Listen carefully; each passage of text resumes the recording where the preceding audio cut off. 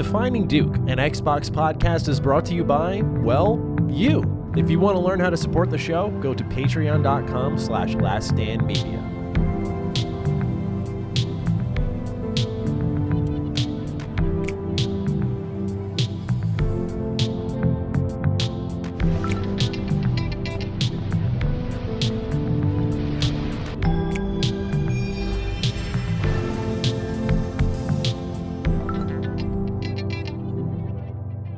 Salutations, everybody. It is Maddie here today, and welcome to episode 197 of Defining Duke, a Xbox podcast. Today, I am joined by a man wearing the blue and orange as well.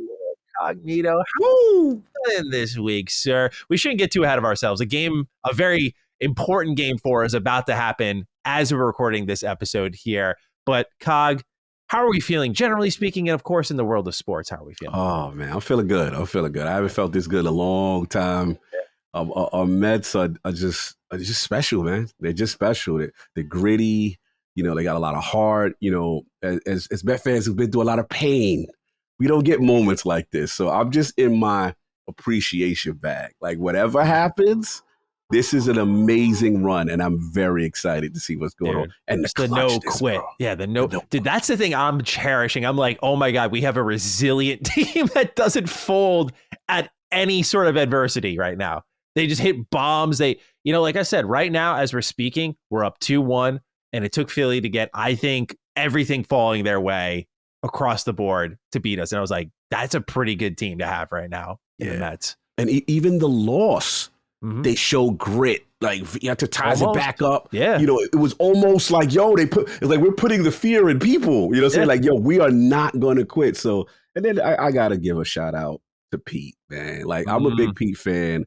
And I ain't going to lie. I had grown man tears in the Milwaukee series. Because, like, that game we lose. Like, historically, we were down, and I'm just like, 3-run home run, 9th inning. Like, that does not happen for the Mets. Two outs. 2 outs down to bro, like that never happens. So I'm sitting here, and I don't know if you listened to the call from Howie Bro. Oh, yeah. Howie Rose call? Yeah. Grown man. He did it. The fairy tale. Like, it was crazy. And for him, because I didn't want him to go out like that. It was last year. You know what I mean? So, dude, because the inning before, dropped the pop-up, tripping over bats. It was spooky for my man. I'm like, oh, the polar bear going out bad. So it's just like, he's such a good guy, right? And you want him. He's a Met through and through. So just to see that, Mendoza, the kind of Letha thing with the Glaze, like, it's just a mad grimace. It's so much juju going on right now. So I'm just, all I do is sit back and I watch it. I smile, man. So we'll see what happens. Who do you want next if we get to next? Do you want the Padres or the Dodgers? Man, both are tough, man. Padres look tough. Like, I want the Dodgers so you want the bad. Dodgers? You want the Dodgers? Their pitching is fucking awful. Like, I want the Dodgers. I worry about the Padres, but I want the Dodgers, man, because I just want to be at the heart of their collapse. I want the team to be at the heart of their collapse, where it's like, they spent over $1 billion and they got bumped by the Mets, who were 0-5. Like, I think one time we beat them. What was it, like 2015? That was the Murphy run. Yeah, that was when Murphy went crazy, and I think we did Cubs and Dodgers, whatever. It was the Cubs were also one. The Cubs were like the unbeatable. The Cubs kind of represent, I think, Padres were like, I was worried when we got to the Cubs that year. I was like, and he just did his thing where he just like kept hitting bombs. I was like, bro. So I don't know, man. I feel like we can get anyone this year right now. I feel like we could. We got to take care of business. Yeah. How I look at it right now, house money. This season wasn't even supposed to be like this. Yeah. And to see us do what we're doing. So, I'm in a good frenzy next year. Guess, bro, I know. Yeah, everything's rolling right now. I'm feeling good. All right, ladies and gentlemen. Well, we thank you for joining us. Me and Cog obviously had to get that off our chest. It's for once we always talk about on the Xbox podcast, Mets energy. This is a different type of Mets energy, right? This is when Xbox releases a bunch of great exclusives. They're doing well. So we knew they were capable of this. So thank you for bearing with us. As always, you can support us on patreon.com/laststandmedia, where our episodes go out early, ad-free on Thursdays. Otherwise, we hit free feeds like YouTube, Spotify, Apple, Google Podcasts, all that fun stuff Sunday. We'll see you wherever. We'd love to have you be part of our show. You could write in just like Diddy's Dong Quest did. Hey, says, yo. Hey, Dukes, any plans for episode 200? Please don't pull a Colin and say, we don't need to celebrate. Me and Colin are in agreement. I just want to prepare everyone with that. We are completely in agreement. I am not a podcast celebrator. I'm a celebrator. Like if it's Cog's birthday, yeah, let's pop some bottles. But podcast episodes, business as usual. We'll see you. We'll see you in 3 weeks for episode 200. It'll be another episode. Maybe we'll do like some write-ins or something like that. But I don't get down with that. I feel like I'm flexing my ego way too much. Like, yeah, 200 episodes are my thing. You like that, right? It's like, no, let's just business as usual. Let's show up. We can tip a cap to it. Yeah, move right along. Yeah, the writers want to do something for the writers. That'll be fun. But other than that, yeah, it's cool. I'm cool with that. Right on. Cog, anything else to open up? We're kind of sprinting right into the news. I mean, I feel like usually we have a little bit more to meander on, but this week we do have Chris Ragon joining us. For those who are wondering, we're going to be talking about a lot about Halo, and obviously that's going to be our centerpiece of this conversation is the news surrounding 343 now Halo Studios and what's going on over there. So we had to pull in our resident Halo expert to let him vent, get his bars off, all that fun stuff. But Cog, anything else, or do we just rip right into this? Yeah, I mean, it's just games right now, man. So many games, but it's a good problem to have. But a lot of games. Yeah, we are going to have a lot to talk about in the what we're playing section. I have some developed thoughts. You have some developed thoughts. We texted a little bit. One conversation I cannot wait to have with you. So no question. I guess the quicker we get to that, the better. But maybe a primer, right? Let's talk about Emil Pagliarulo, design director for Starfield, who had some interesting quotes this past week. And in fact, I am going to bring up another sequence of them in a little bit because there was more that broke the day of us recording. Oh, wow. I'd like to add on that was responding to what he said here in this Games Radar interview. Okay. Yeah. Okay. So Emil says, in regards to Starfield, it exists in a unique space. It might not be everyone's cup of tea. What is? We created a new IP from the ground up and an experience that is absolutely unique on consoles. And I'm not saying Starfield is better or worse than any other game, just different in what we offer, that weird Bethesda blend of immersion, action, and RPG. Starfield is also different than Bethesda's other RPGs. Starfield is simply developing its own unique fan base. It's big and it's growing. Bethesda used to feel like the studio of Elder Scrolls, then it was the studio you'd associate with Elder Scrolls and Fallout. Now it's Elder Scrolls, Fallout, and Starfield. Bethesda Game Studios' big three. It's just the beginning. Unfortunately, this was the least controversial thing that Emil said this week, as there was more he had to get off his chest. Quote, I think in a lot of ways, Starfield is the hardest thing Bethesda has ever done. Okay, fine. We pushed ourselves to make something totally different, to just jam it into an Xbox, the biggest, richest space simulation RPG anyone can imagine. That we pulled it off makes Starfield something of a technical marvel. It's also, in a lot of ways, the best game we've ever made. But for us, more importantly, Starfield has its own unique personality and now sits right next to Fallout and Elder Scrolls, end quote. Two things obviously stand out here. One is the very obvious quote. The other is they are creating the separation big time with Starfield. This is now Emil talking about it. Todd said the same thing of like, that's own identity, its own personality. I think they're trying to draw a line like this is not what you're going to expect from Elder Scrolls 6. And they're trying to make that clear without damaging Starfield when it's kind of in this new lifespan, right? You know, it's only a little bit over a year old. But Cog, to kind of just wet our whistle a little bit, what's our read of what Emil had to say here? I'll grab his follow-up quotes in a moment. Yes, please, because I don't want to say anything. Okay, then you know what? Let me grab them. I made a video on it, so you good. I got the screenshots right here, actually. Obviously, I have thoughts, about the comments. But in fairness to I got you right here. Okay, so Emil then followed. So someone he tweeted out the interview, and he was like, "This was fun," and then one person in particular had like an 8-tweet thread responding to it being like, this is like, he was kind and polite about it. But he was like, this is tone deaf. You guys are patting yourselves on the back for something that's being mixed reception. Like I enjoyed it, but that's not what everyone else is saying. You're not acknowledging it, et cetera, right? Nice. Pretty much what we've all been saying. Yeah. So Emil says in response, Twitter/X has never been a place for polite discourse, but I'd like to address what I can. I don't like leaving fans hanging. In fact, I generally say more than I should. We have a community management team for a reason, but I think a bridge to the devs is important. First, the interview. As the design director, sometimes I'm asked or instructed to do interviews. I was happy to do that, to represent the designers and the studio. Seeing how hard and passionately they worked on Shattered Space, they deserve nothing less. Optimism and excitement are pretty standard for interviews, and I'm generally pretty optimistic and excitable about games by nature. That said, my optimism is in no way meant to be mud in the eye of any dissatisfied fan. That's not how it works. I'm also very proud of Shattered Space. We all are. Most of the quests and levels were done by... I can't finish this without reacting. What's the statement? How the fuck? Most of the quests and levels were done by designers who have worked on previous Bethesda games and DLCs going all the way back to Morrowind. They're good at what they do, and it shows. Maddie has thoughts. How is this possible? What has happened? If folks haven't played Shattered Space and they like Starfield, I think they're missing out. If folks have played Shattered Space and still don't like it, that makes me sad, honestly. Just know that we've been hearing from plenty of people who love it. Maybe it's a game of expectations. Fans want a lot, and we do all we can to accommodate them. Here's what I can tell you. Nobody, and I mean nobody at Bethesda, is patting themselves on the back while ignoring our players. In addition to Shattered Space, we've also spent a lot of time this year addressing community concerns and making fixes. We'll continue to do so. We will be listening to our fans every step of the way.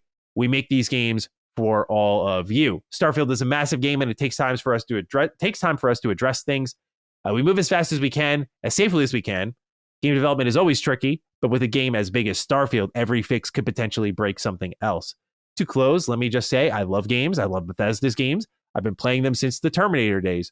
All I or anyone here wants to do is make those games and then make them better. No ego, no arrogance, just a lot of hard work and appreciation for our fans. All right, Cog, now you get to freely tee off with all that context. What do you think of what Emil had to share before and after the interview? Look, when I first heard it, it didn't start off too bad for me when you talk about like the challenges of making a game. Is one of the hardest things we ever did. And that is obvious. Obviously, this is a new IP from the ground up in conjunction with space. And then we're talking, space combat. We're talking about, planets and potential procedure generation and all these things they really never done. And then to try to marry that into, consoles from a ground up perspective, I can see how that's challenged. I definitely get that. So I had no problem with that. Where I had the issue was, okay, you start to talk about pillar franchises and you want this as part of the big three. Okay, I get that. But when you lose me is when you say this is the best that we've ever done. Especially coming off, and mind you, I am the Starfield guy. Yeah, this is the we're talking about. I'm that guy, right? I cannot in good faith say that this is the best that they've ever done. Better than Elder Scrolls? Better than Fallout? No, like I'm not doing that. And then, in reference to Shattered Space, which we will get into, you know what I mean? Look, my concern is that from a developer standpoint, games are hard, and we understand that, you put your blood, sweat, and tears in these things, right? The teams put their blood, sweat, and tears. But when feedback is now getting to the point where people collectively have said, this is not your best work. And my concern is that is able to penetrate to leadership.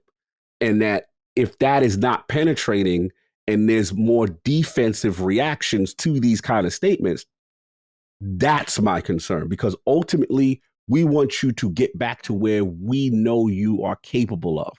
And I think that's a little bit of the disconnect here. So yeah, I did not like the best game we've ever made. I did not like that statement at all. That concerns me. Is there a level of tone deafness? Is there a level of you can't take feedback? Now, I'm going to give you this. I think we all agree when Starfield first launched, I loved it. I never said this was a bad game. I always felt it was overly criticized to the point where it's just like, damn, like, yeah, was it flawed on some levels? Absolutely. But was it the worst? I think we all agreed it was probably one of their best mainline campaigns that they had in a Bethesda game that was exciting and had tension, it had some things to it. We're like, okay, cool. We talk about the new Game Plus situation, how they did that. Yeah. Cool, right? You know what I'm saying? But what I'm concerned about is, again, taking that feedback and then maybe get into a pocket, Maddie, where you go, everybody's hating us. You know what I'm saying? And I'm worried that the feedback that I felt they were overly criticized at launch, but maybe that feedback has now transitioned to where Shattered Space is like, yo, what we doing is hot. We don't care what nobody is saying, kind of thing. I'm worried about that. Yeah. Because this is universally is like, nah, this ain't it. you That's what do know Ubisoft this, did. right? Yeah, So we know where they're at. that's my concern right now. I just hope that this is a moment, and I'm glad he responded. But I'm hoping this is a moment that you realize this is not well received, and it's not just hating and you guys don't understand game development talk. Mm-hmm. Don't talk down to the audience. That's my thing. But I know you have a lot to say because I saw a little bit of your video. But we haven't talked since. But yeah, where are you at with this? Man, I've met Emil before. He's a really nice guy. Like he approached me at the 76 event. I was like, "Hey, dude, I really like what you do. I appreciate you just like talking about our games and stuff." And mind you, this was after I made a video about him saying he might be a problem with the writing department of BGS. So like he's at least able to take that criticism and ignore it and approach me and say hello. So I respect him for that. I don't know him beyond that. And obviously I've spoken to Todd a number of times, and I wouldn't consider him like a friend or anything, but I think he's a good guy. And I do wonder about some of the leadership culture of Bethesda and how much feedback has reached them and how they receive it, because they're taking the wrong lessons from it. One thing Emil says in the same interview is like, yeah, fans want to live in our worlds. I'm like, no, like you just right there, you don't get it. Or he said like with Fallout 3's DLC, like, people were so mad because we the main character dies at the end. So, we were so mad about, they were so mad about that because they wanted to live in those worlds longer. I'm like, no, people were mad because they spent like 50 hours in the fucking game. The main story ends. They got stuck and they had to replay the whole game to get back to that point.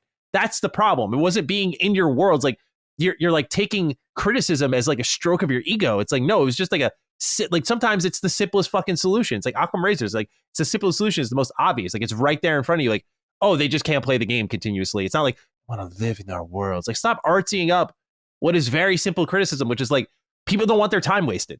That's all it was. They just didn't want to waste their time. I love Fallout 3, top 3 game of all time for me.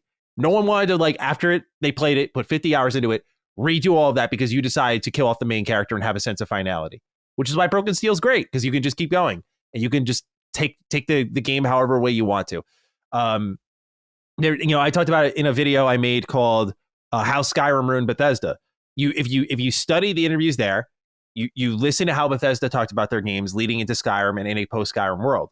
And there's just a massive difference in like what they focused on and how they continue to go back to words, terminology, like the simulation. Like one thing for Starfield they always mention is like it's all about the simulation. Like that's why we have these procedural planets. There's something to landing on these. And I'm like, it's cool to you because you've like bought into your own hype and into your own like shit a little bit on like what people like about your games, but you're not identifying it. Like Skyrim isn't about the simulation. It's about the adventure that you go on, and like how well designed the map is from point A to point B or C, D, E, because there's so much nearby and the distractions that lie there that are easy to digest. And on top of that, like the way your dungeons loop perfectly, it's about time not being wasted. You made open worlds that were massive, but never felt bloated.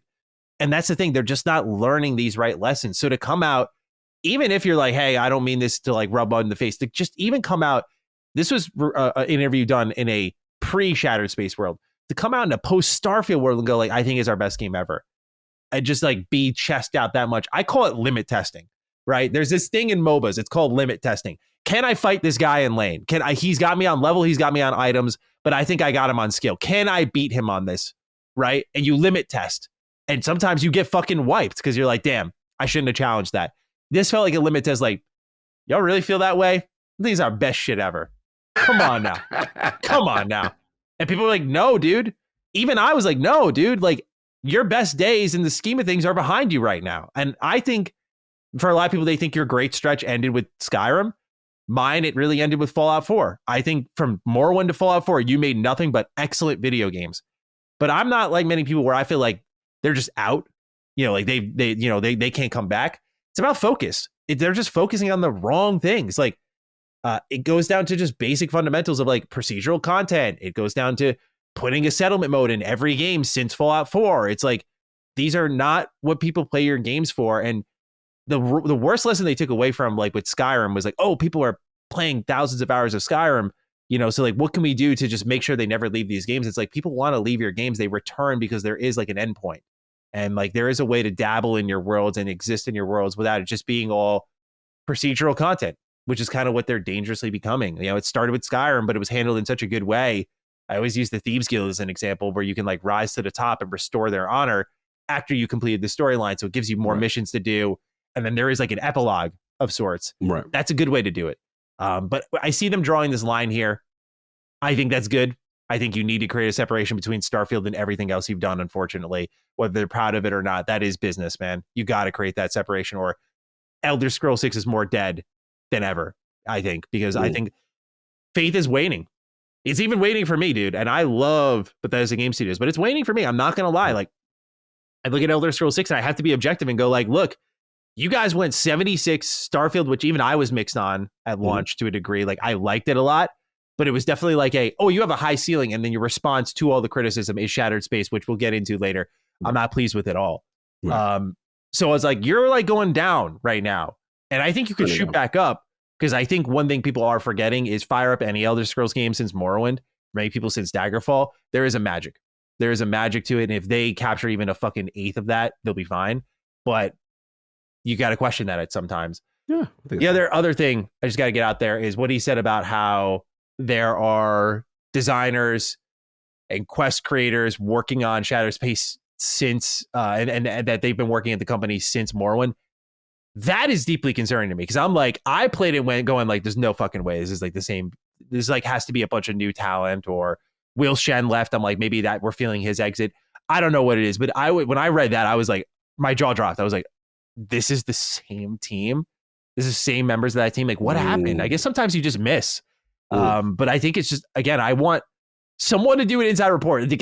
I firmly believe there's a deeper fucking problem at the root here, whether it's leadership's focus or taking in criticism. You know, before Starfield, there were those rumors like Todd and the team focus on quantity more than quality. And I think you feel that in Starfield. And you got to wonder, like, I just want to know what's going on in that building, because I'm looking at this sort of shit. I'm like, why are you saying this stuff in the face of like mixed reviews on Steam, mostly negative reviews on Starfield Shattered Space? Like, you know, it's like, stop buying your own hype to a degree. You know, I know you guys make some highly played titles, but you know, you're kind of not seeing the forest for the trees here, that everyone wants a comeback for you. People were really excited for Shattered Space. This was like a dagger in the heart for many people, myself included, where I'm like, really? Like, this is how bad it's gotten. I'll talk about that more in what we're playing, like I said. But yeah, a lot of what Emil said here, I was like very much disappointed in. You know, I appreciate that he came out and said like, hey, we're not trying to rub mud on the face. Like, for the most part, that response was good. But when I saw that part about the Starfield, the quest design and Shattered Space being by people there since Morrowind, I'm like, oh boy, this is your OG. Like, you should have kept. That's why the communication team exists, Emil, because that's not something we should know, because that's like, to me, further damning. I see that, I'm like, oh fuck, you know, like it's that far gone. So it's, you know, that to me was deeply concerning. But ramble over. Any thoughts you have on this beyond that? Yeah, look, it is interesting, because, you know, my thing is I always try to get down to the root of why something is happening, right? And what is causing that, right, kind of thing. And like, when you get the information that, no, this is still a lot of the core people still there and that kind of thing. And I do think about the comments Todd made in reference to, I think I'm paraphrasing, but it was something like, our games are egregiously large or something Irresponsibly like large. Irresponsibly large, right? And, you know, what I thought I got from that initially was that, you know, in terms of procedural generation, maybe that wasn't the right play to go. You know what I'm saying? Or maybe you putting that statement out is hopefully now a sign that, okay, maybe we don't need to go. What's that expression? You know, wide as an ocean, deep as a puddle.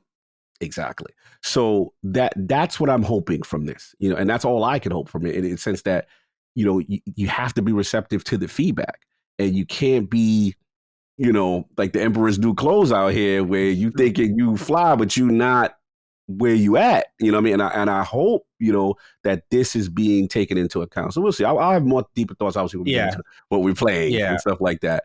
But yeah, it was definitely concerning. I'm not going to sit there and lie and say, hey, like, I am a little, for the first time, like, okay. Well, it's just like being jovial, like, oh, it's irresponsibly large. I'm like, that's Starfield's biggest problem. Why is that funny to you? Like, Starfield's biggest problem is that it's so big, it's hard to find content. It's so big, it leads to a million loading screens. It's so big, you let into procedural content more than handcrafted. No matter what you say, that's what it feels like as a player. Like, those are three big issues with Starfield. It's like, why is this a laughing matter? Because like you don't, because you admit there, you're like, we don't really cut content. I'm like, maybe you should, dude. That's like, what I was thinking. I was thinking, well, maybe this, because again, it makes me think of Obsidian, Mhm. And I remember when the Avowed conversation happened, and it was kind of like, yo, we want to make Skyrim. People are like, yo, yes, it's going to be Skyrim. It's going to be, you know what I mean? And they were like, let's get back to what we do, which is these dense, compact, choice and consequence, really fleshed out situations. And they went away from it. So maybe this is a wake up call for them that they may be too big. And that's the hope when it comes to the future with it, like the Elder Scrolls and stuff like that. Yeah, absolutely. All right, here we go. We got up next here. It's not fun in the world of Bethesda. It's also not fun in the world of Ubisoft. Here they write, a lot of things going on. We have reports coming in from Bloomberg that the Guillemot family was considering a buyout from Tencent. In a statement shared with Eurogamer, Ubisoft said, quote, Ubisoft has noted recent press speculation regarding potential interest around the company. It regularly reviews I cannot read right now. It regularly reviews all of its strategic options in the interest of its stakeholders and will inform the market if and when appropriate. The company reiterates that management is currently focused on executing its strategy and centered on two core verticals, open world adventures and games as a service native experiences, end quote. Meanwhile, we have more information. A lot of this is courtesy of Insider Gaming, like an Assassin's Creed Black Flag remake was originally due out November 2025, but unfortunately got delayed alongside Shadows because that whole Assassin's Creed pipeline got pushed back. There are 10 Assassin's Creed titles of various lengths and experiences released within the next 5 years, including Jade, which is a full-fledged mobile title set for Q2 2025 currently. And Vice President of the Rainbow Six franchise, Cameron Lee, has left Ubisoft after 2 years with the company, and an internal email says that for now, the role will not be replaced. We have a writing here from Jeff Castris, and I'll pass it to you, Cog. What's up, Dookie Dukes? It seems like we might be on the verge of losing Ubisoft to Tencent, and as a longtime fan of Ubisoft, this is really disappointing. Some of my favorite games are from the Tom Clancy series, and the thought of them potentially changing direction is disheartening. It's hard not to recall Tencent's track record with games like Crossfire, which hasn't exactly set the bar high in the terms of quality. That being said, I wanted to take a moment to reminisce about the Splinter Cell series. Did any of you go out of your way to rent or buy the different versions back in the day? I remember being fascinated by the graphical difference between the PS2 and Xbox versions of Chaos Theory. Double Agent was even more interesting as it had two distinct versions between the OG Xbox, PS2, GameCube, and 360. Even within the same console generation, there were noticeable differences in graphics and gameplay. So what are your thoughts on this potential acquisition and its impact on Ubisoft's legacy? Thank you for writing in, Jeff. We appreciate all you shared with us there.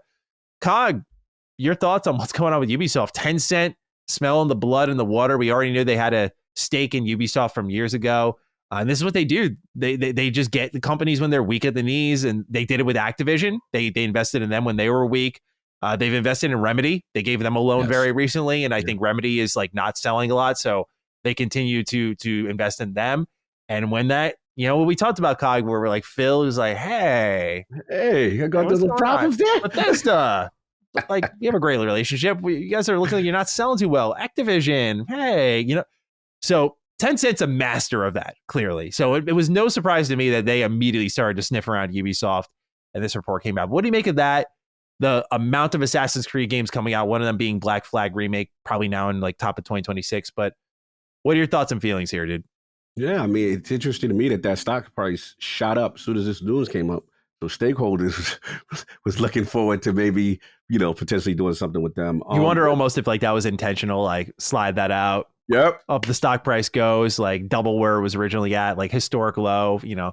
You wonder. Yeah. It makes you wonder, right? It definitely. Look, they're in a bad spot. We just got to be real about, obviously we talked about from the Star Wars Outlaws standpoint, having that big IP and then that kind of really failing. I think it was like really late in the game when they only got like 1 million as far as sales are concerned. And then someone told me like a Dragon had like that or 1 or 2 like in like 2 days or something like that. So you, again, with a Star Wars IP, then obviously we know about what's going on with Assassin's Creed Shadows and all the stuff and the controversy and the reception about it, especially in Japan. You pull out of the Tokyo Game Show in Japan, it's a lot going on there. And now it's basically every move I saw was just kind of to get them into this financial relevance and stability standpoint, putting it on Steam and so forth. But to this, yeah, I'm concerned because my thing is based on who Ubisoft is and their policies and say political stances and stuff like that. in conjunction to how Tencent operates. And I am concerned with them losing their core identity in a situation like this. This is they're in a bad spot. I look at as far as the the future, the franchise they have, like was it the 10 Assassin's Creed games and stuff like that. I just worried when they start getting into assembly line kind of talk, right? Where it's just like what I call it, like the maddenization of something, where it's like every year we have to do an Assassin's Creed. I'm not saying that that's the case here, but I am worried about that. We know that's the cash cow, and we knew that Assassin's Creed Japan was, the emergency glass kind of situation, and then that is not seeming to work. Yeah. So yeah, they are ripe for acquisition. They are ripe for someone to swoop in, and we'll see what happens. Xbox swoop in? Let's talk about it, right? We're in a post-Activision world. We can kind of broach the subject a little bit. Now, mind you, we got to bring out our old disclaimer. We're not advocating. We're not advocating. These guys. Yeah. We're not advocating. We're just asking the questions here. Right. 20,000 employees almost. Right. A lot of great IP there. Right. Game Pass. Does Xbox see some value here where they want to invest and increase that debt to a daddy Satya Nadella where they got to cough up more games to PlayStation? There's always going to be interest. I've never felt they were a good target for acquisition, though. I'm going to surprise people. Lord Acquisition, I've never looked at them as, Xbox needs to do this. You know what I'm saying? They're huge, bro. They are huge. This is not a small situation. And to me, it's like the decline, the lack of direction. There's just so much going on with them. And here's the other thing. This is the main and important thing with the whole Xbox situation that people are not talking about. We forget, in order for the ABK deal to get done, the reason why it was blocked was because people felt, the FTC, these guys felt that Xbox would be too strong in the cloud space. So thus they had to kind of divest and break that off to Ubisoft. Ubisoft is in control of that. What happens now if they get acquired by Tencent? How does that work? Does it, is Xbox free from that? Like, there's a lot of trickiness with this. That's why the Xbox situation still doesn't make any sense. They're looped into them in a different way. You know what I mean? And I got to see how they're able to decouple or not. So that's where I'm at with it. But the answer to your overall question, no, I don't think this is the right play. I mean, I'll be honest, though. I don't like Tencent. I mean, if you put a gun in my head, Tencent or Microsoft, of course I'm just saying Microsoft.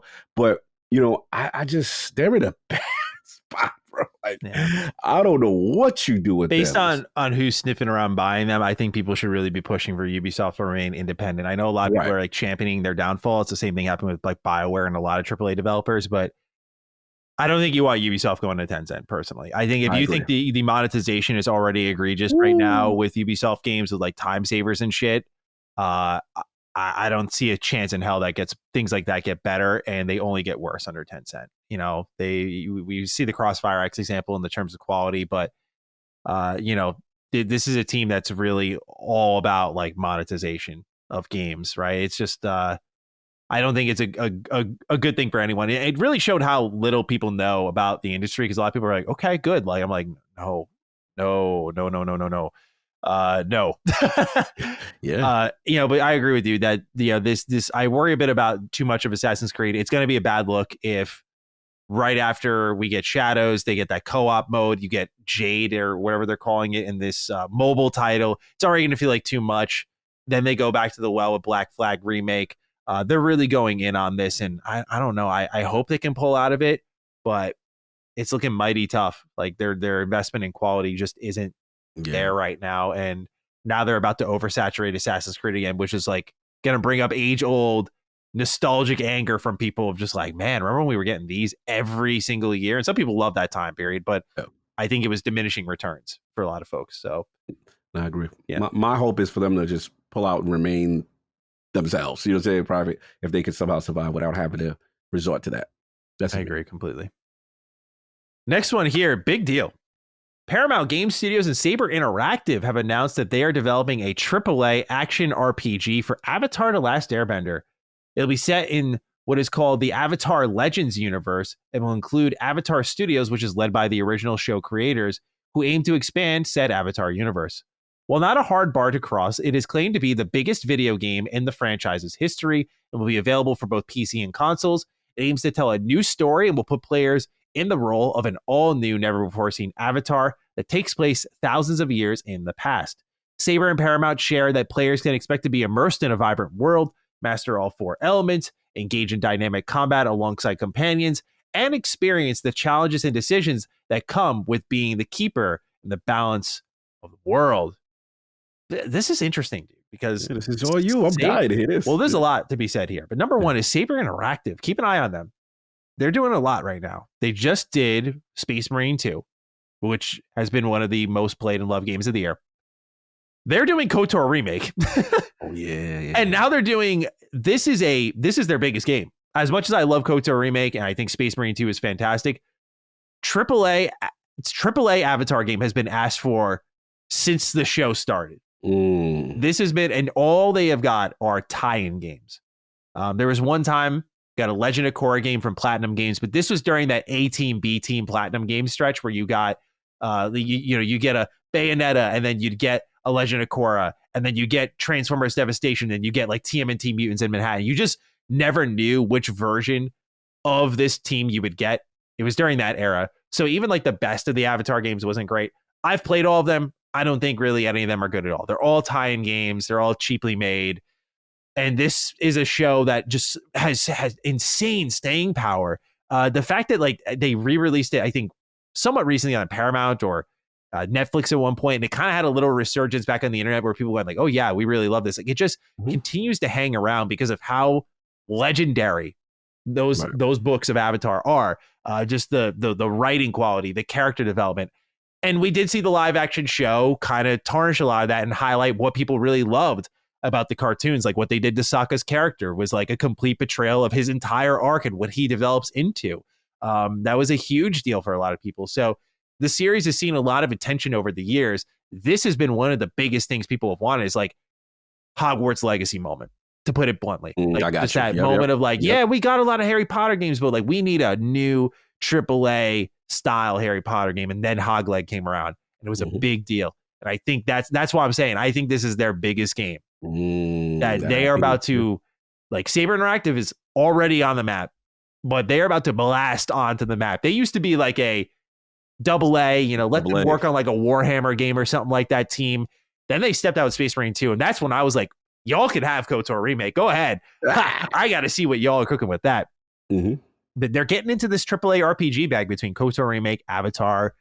And I'm very interested. So I've been poking around and asking questions. I haven't gotten any answers yet, but I'm very interested in what's going on with this team now. Because I'm like, what are you doing right now? There's a lot. No doubt you're going to do Space Marine 3. The game is doing stupid well. Yeah.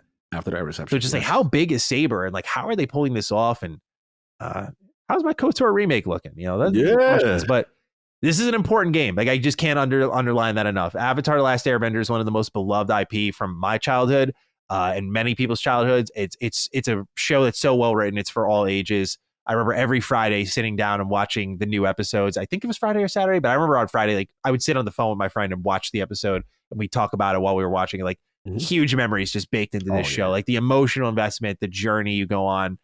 Can Aang master all of the elements? Can he beat the Fire Nation? Prince Zuko is a phenomenal fucking character. Like, that's what's so interesting. But what's also interesting is they're detaching from all that. They're saying this is taking place thousands of years in the past. So it's not, it's in the Avatar universe, but not the show. Got it. And so I think that's good. I think, that's a magical component of this brand. And if you want to build that love further, you got to kind of build out new world, new characters. So very excited to see what they do here. Any thoughts on Avatar: The Last Airbender getting a AAA RPG game, Cog? No, I mean, I like I said, I defer to you. I mean, I know the IP is huge. It's so funny because I'm old, but I know how, like, one of my favorite fighters at the time, Israel Adesanya, is called The Last Airbender, and it's based off of that. You know what I'm saying? I love his. Yeah, so it's like to see how much culturally it's affected people, right? It is beloved, and I think you made a good point in reference to Hogwarts Legacy in terms of if they nail it, that IP. Oh, people are going to come through.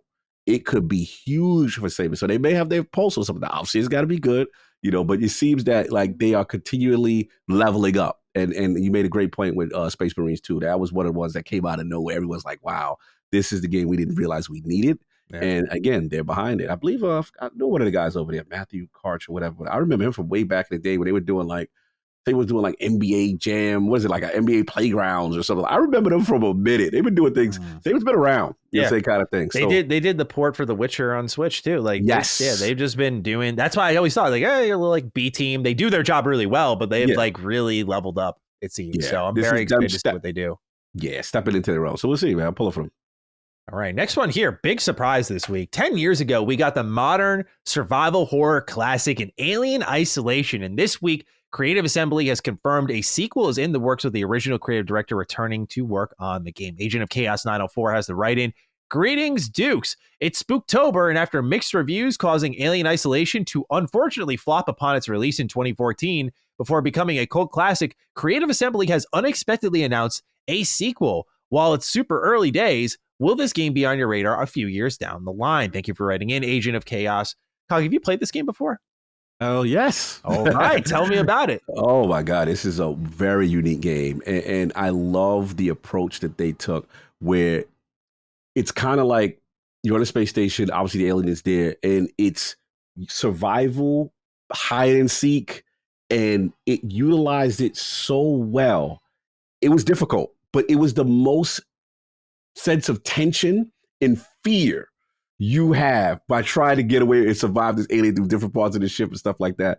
And yeah, this game was fantastic. This was an underrated gem. There wasn't nothing really like it. So to see them going back into, I'm in like, it's funny, I'm in a renaissance right now because I got this, and then I don't know if you know the Shinobi news draft where people like they're making a Shinobi movie or whatever. So I'm in a good time right now with all the things that I love are kind of coming back. But Alien Isolation always deserved the sequel. And yeah, man, I think Sega published it, but Creative Assembly may have made it. Correct me if I'm wrong. Realm of the Dukes, if you guys remember. But this was a really good game. It deserved a sequel. I think it was in Gamepass at one point too, for a little bit. But yeah, if people have not played this game, you really need to give it a shot. It is that good. Yeah, Creative Assembly did make the first one, and so it's interesting to see them like go full circle back to this. I just started it last night, actually. I want to do a video for it on Retro Remount and just kind of talk about my thoughts on it because I love the first Alien. Like, it's one of my favorite movies. I think it's just so brilliant, top to bottom. I'm not as big of a fan of Aliens. I just like, especially after watching Romulus this year, I love horror style Alien, like tension style Alien. Like, that really clicks with me. I started this, I played like 3 hours straight. I was like, holy shit, this game's amazing. Amazing. Like, the art direction, of course, speaks for itself. The way they capture the environments, the technology, all that stuff. But this is also very Metroidvania-like. Like, you get stuff and can access other things. And I love that in games. But also, dude, the androids are like scary too. Scary too, yeah. Dude, my first jump scare did not come from the alien. I grabbed the motion tracker and they're like, hold RB and you can go ahead and see where everyone is around you. And I'm like, or no, it said you can see where your objective is. And I see like the lines behind me. I'm like, oh, okay, like, let me go follow the objective. I turn on the android standing right in my face. He's like, can I help you? I'm like, oh, like, dude got me so good. It was amazing. It was incredible. I was like, wow, that was like an authentically good jump scare, which is rare nowadays. Most games just like blast your eardrums and go, boo, gotcha. Yeah. It's like, no, that's not scary. Like, that was like a good, like, oh, I didn't see that coming. But brilliant. Like, in the terms of just like hide and seek was the perfect term you gave, right? Just like crawling around, like not engaging. I had this one point where like the alien, I'm like hiding in a corner and he like walks right by me and I'm like, he's just kind of looking around. I'm like, and then he just goes up into the ceiling. I'm like, bro, do I move? And the fact that he's dynamic, like he could just show up whenever. I'm like, this is so impressive. This is so impressive. Cool. And you're constantly looking at that motion track. Okay, how close? Like, bro, it literally is hard to seek the fear to and it's not one of these games like, okay, I get the gun and I'm going to attack it. No. Dude, I used all my gun ammo on 2 androids. I was like, oh, okay, this thing's not very good. Yeah, it's not built for this game's not built for it. And then they've got the whole retro aesthetic of the movie just nailed, bro. Yeah. You could tell this was a labor of love. That game is a gem, man. It should have got more love. I think did Sega publish it? Yes. Yes. Okay. Cool. Yeah. So, like I said, that they also published, Alien Colonial Marines. So that far. Yeah. I also played that for the first time this year. That game is pretty bad. Yes. Play Alien Isolation, y'all. That's the one. Yeah. Honestly, it's been a great year for Alien fans. Like, I know they've kind of been on like the downturn. People weren't fans of like the prequel style films, and Romulus felt like a return to form. Now this unlikely sequel gets announced after 10 years. Very cool stuff happening here. So I'm very happy for the Alien fans. Very excited to see what this sequel ends up being. All right. Next up here, some positive news. Some very important one to cover here. Thanks to a recent press release, we have learned that From Software is giving its employees raises by almost 12%. New graduates entering the business will also see an increase in their monthly salaries as well.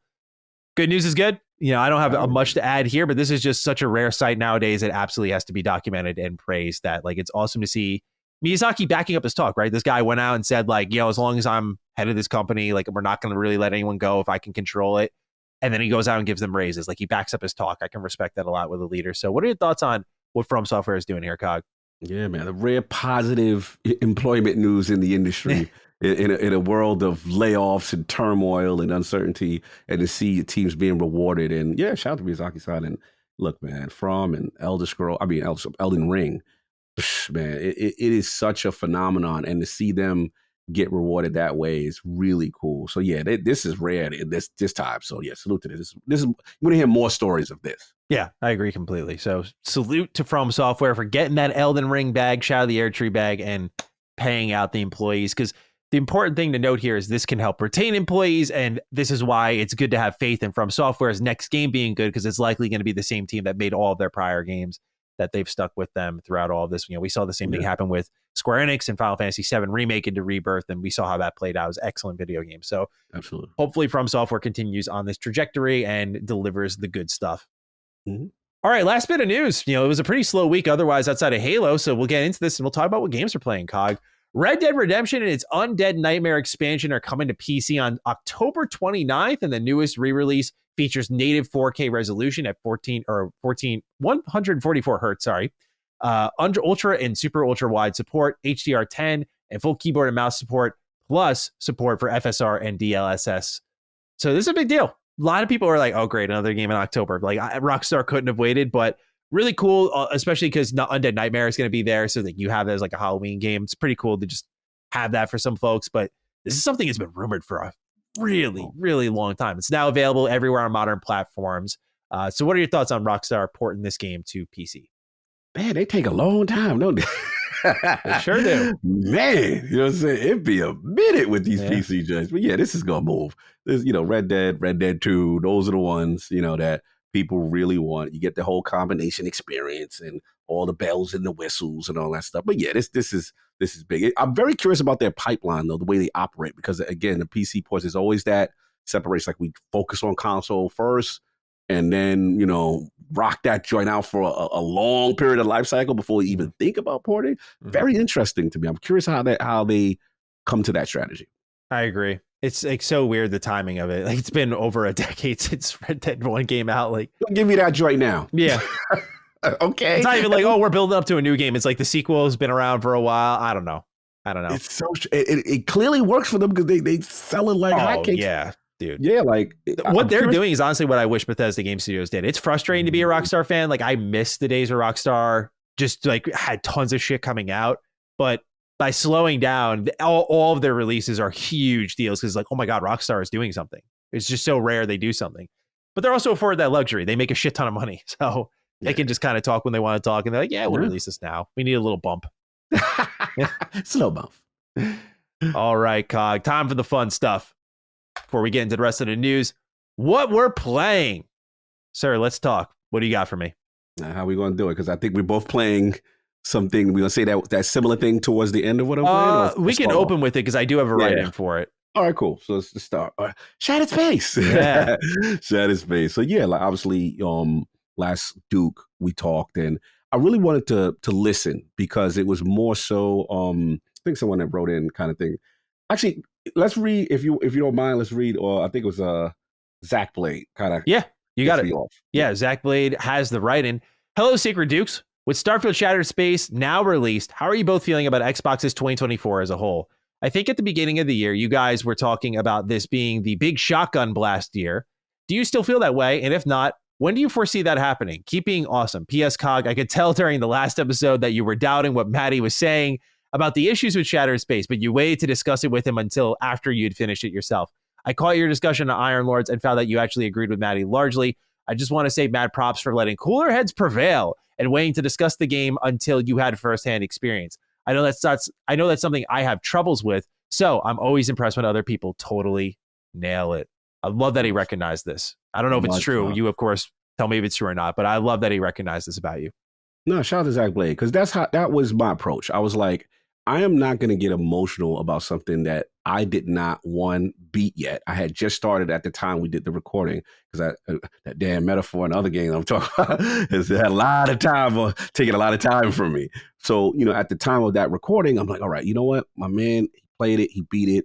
Let me hear him out. And I wanted to approach it from like almost like an interview. And it says, okay, what did you have? What did you feel wrong with it? Where did you think they lost their way? That kind of thing. So now I'm at the point of now caught up, played the expansion, did almost 80% of the side quest, completed the game, and I could just get into it now. So look, I'll start with the good. What I liked about it is, as a person who, me, I like seeing other cultures, and I felt the way they attempted to approach House of Room was almost like Muslim culture, like Middle Eastern culture.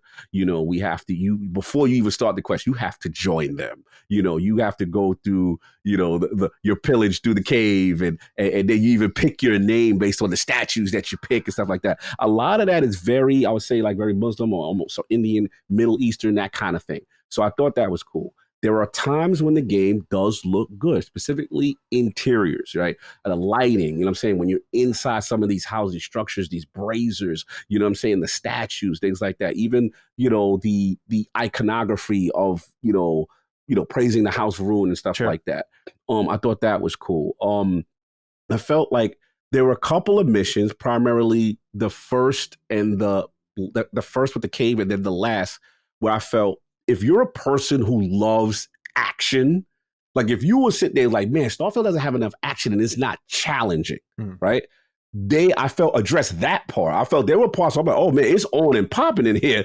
And whether it be the guys that rush down on you, the redeemed and all that stuff, I felt like, okay, they finally addressed it. Because I do feel base Starfield, you can make the argument it's easy. You know what I'm saying? Like it's really easy kind of thing. So I thought that, and I felt like aesthetically, from a skybox standpoint, whether it be like the purples and the blues and stuff like that, aesthetically, it looked okay. Yeah. But that's about the extent of where I'm at as far as, the positive. So here's the thing. Is this the worst thing I've ever played? No. But there's an expectation. This is Bethesda. This is you made Far Harbor. You made Dragonborn, Sky. Like you've got some really serious chops. And what I feel from this is, we talked about the first thing, the performance, right? There's just times where it's not acceptable. When you throw that scanner on when you're in the Rev 8 and people are fighting on me. I'm like, bro, I crashed the dashboard on Series X 2 to 3 times. Yeah, it was priced for me as well. Yeah, that's a problem, right? There is, as great as the game can look in the interiors, there's sometimes on the exterior it's a little rough on certain things, or some of the faces and still ain't, translating to certain things. As far as the Andreja situation. Now, in fairness, she has a ton, like, first of all, when you do a main quest stuff, I'm talking about major decision stuff, she could be mute. She could be not really, she'll just say, this is a major decision. Okay. Like end of the DLC, she's like, think about it carefully. I'm like, that's it. That's it. Like even after you end it, I'm expecting, we just did something on your home world that has tremendous impact. There's no post conversation. There's no, hey, let's process what we just did here. It's business as usual. Right now, weirdly, in the side quest, she's way more talkative. Like she's talking about. I was expecting that all throughout the main. Like she's, oh yeah, this is here. This, I remember this farm, or hey, like this was my home world. Like I felt like she interjected way more on side quest than on main quest. What else? We talked about before. I got to talk about the ending. In a sense, like, I'm not going to spoil. I just felt there was such a missed opportunity. There was a part where you go through the end again. I'm not going to spoil for those who are going to play, but you go to the end and you find out if you're like me, I'm the guy that goes through I'm picking up every tablet. I'm searching everything. Oh, by the way, too much lockpicking, way too much lockpicking. And the lockpicking not rewarding me for doing master and expert locks. And I'm getting loot that is way worse than what I have. Like my gun from the weirdest thing, bro. It's the weird. Sorry, the RNG with the loot is horrible. Like there are times where I go through a dungeon, go through the whole thing, and I'm like, yeah, all right. You gave me a gun that's worse than what I have. Then there's not enough unique stuff. Where's the unique handcrafted?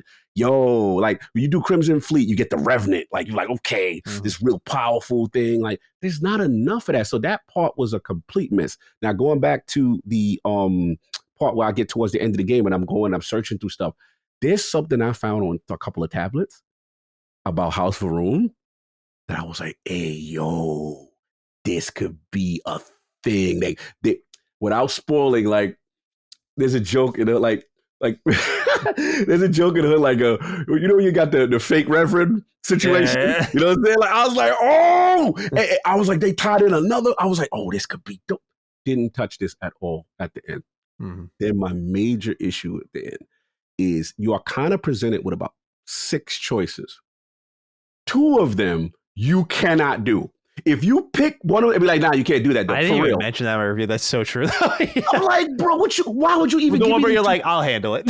I'll do it. That's what I picked too. I was like, this is how it goes, right? Yeah, I was like, bro, I didn't want to pick the other top 3 because I was like, I didn't have any emotional attachment to that. I didn't feel any of them was worthy. So I'm like, let me pick this. Nah, be for real, Cobb. I'm like, I forgot they did that. I forgot they did that. They said funny, now for real. And I was like, and it takes you back to the dialogue choices again. I'm like, oh wow. I forgot about that. Bro, I couldn't believe they did that. I wish I could see your reaction to that. It's so funny.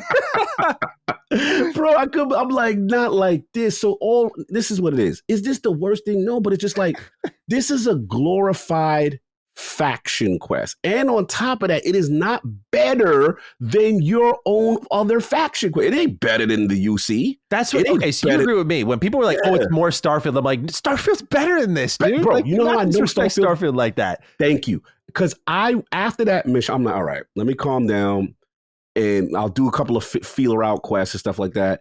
You know, I took the companion, the 2 that they do have, Tane, which I felt that they actually are acted very well, but they're not to the level of an Andreja Barrett. Now, they don't interact with you in specific storylines, stuff like that. They just, when you talk to them, they'll give you backstory on them and stuff like that. So Tane is kind of like the guy that he helped him through the mission. He has a little stealth or whatever. I think her name is Sahira or whatever. She's like this. I like, they're actually okay companions, right? But like how I knew Shattered Space didn't hit the mark was because remember we did review copies of base Starfield. I didn't get achievements for a couple of the main missions that even though I beat the game and I went to New Game Plus and all that. So some said, okay, because I'm trying to like achievement hunt and finish stuff off. So there was a couple missions like, oh yeah, I need this one. Bro, one of the missions from the base game was just 1,000 times better than anything I did in Shattered Space. That's what I just felt. None of this had impact on anything, and I was just like, yeah, it just didn't hit. It's at most I could get this a 6 or 7 at most. You know what I'm saying? That's just where I'm at with it. You know, and I just felt like I will say this. If you like stuff, okay, cool, but it's not their best. They set the bar. Right? They set a bar that is not better than Terramorph stuff, none of this stuff. So that's what has me concerned now because it's like, are you legitimately going to take this feedback? I'm not coming out of this out of hating to be hyperbolic. It's just not as good as your prior stuff. And now I'm worried about you potentially getting lapped in your own space. You are the OGs. You're the guys who open world. We followed you. You're the kings of this, right? But now you got Obsidian and Larian and CD Project, it's like, CD Project. If you don't course correct and take this feedback without ego and humility and say, you know what, we got to change something. Maybe our games are just too big. You know what I'm saying? Or maybe in this case, we because that's the thing that hurt about this was the most intriguing, beloved story that we like. It didn't land enough. That's the discouraging part. It's like, well, now what? This felt like the last leg of what we cared most about in Starfield. Right, like, it was the biggest mystery. I'm like, I don't really have any other questions right now.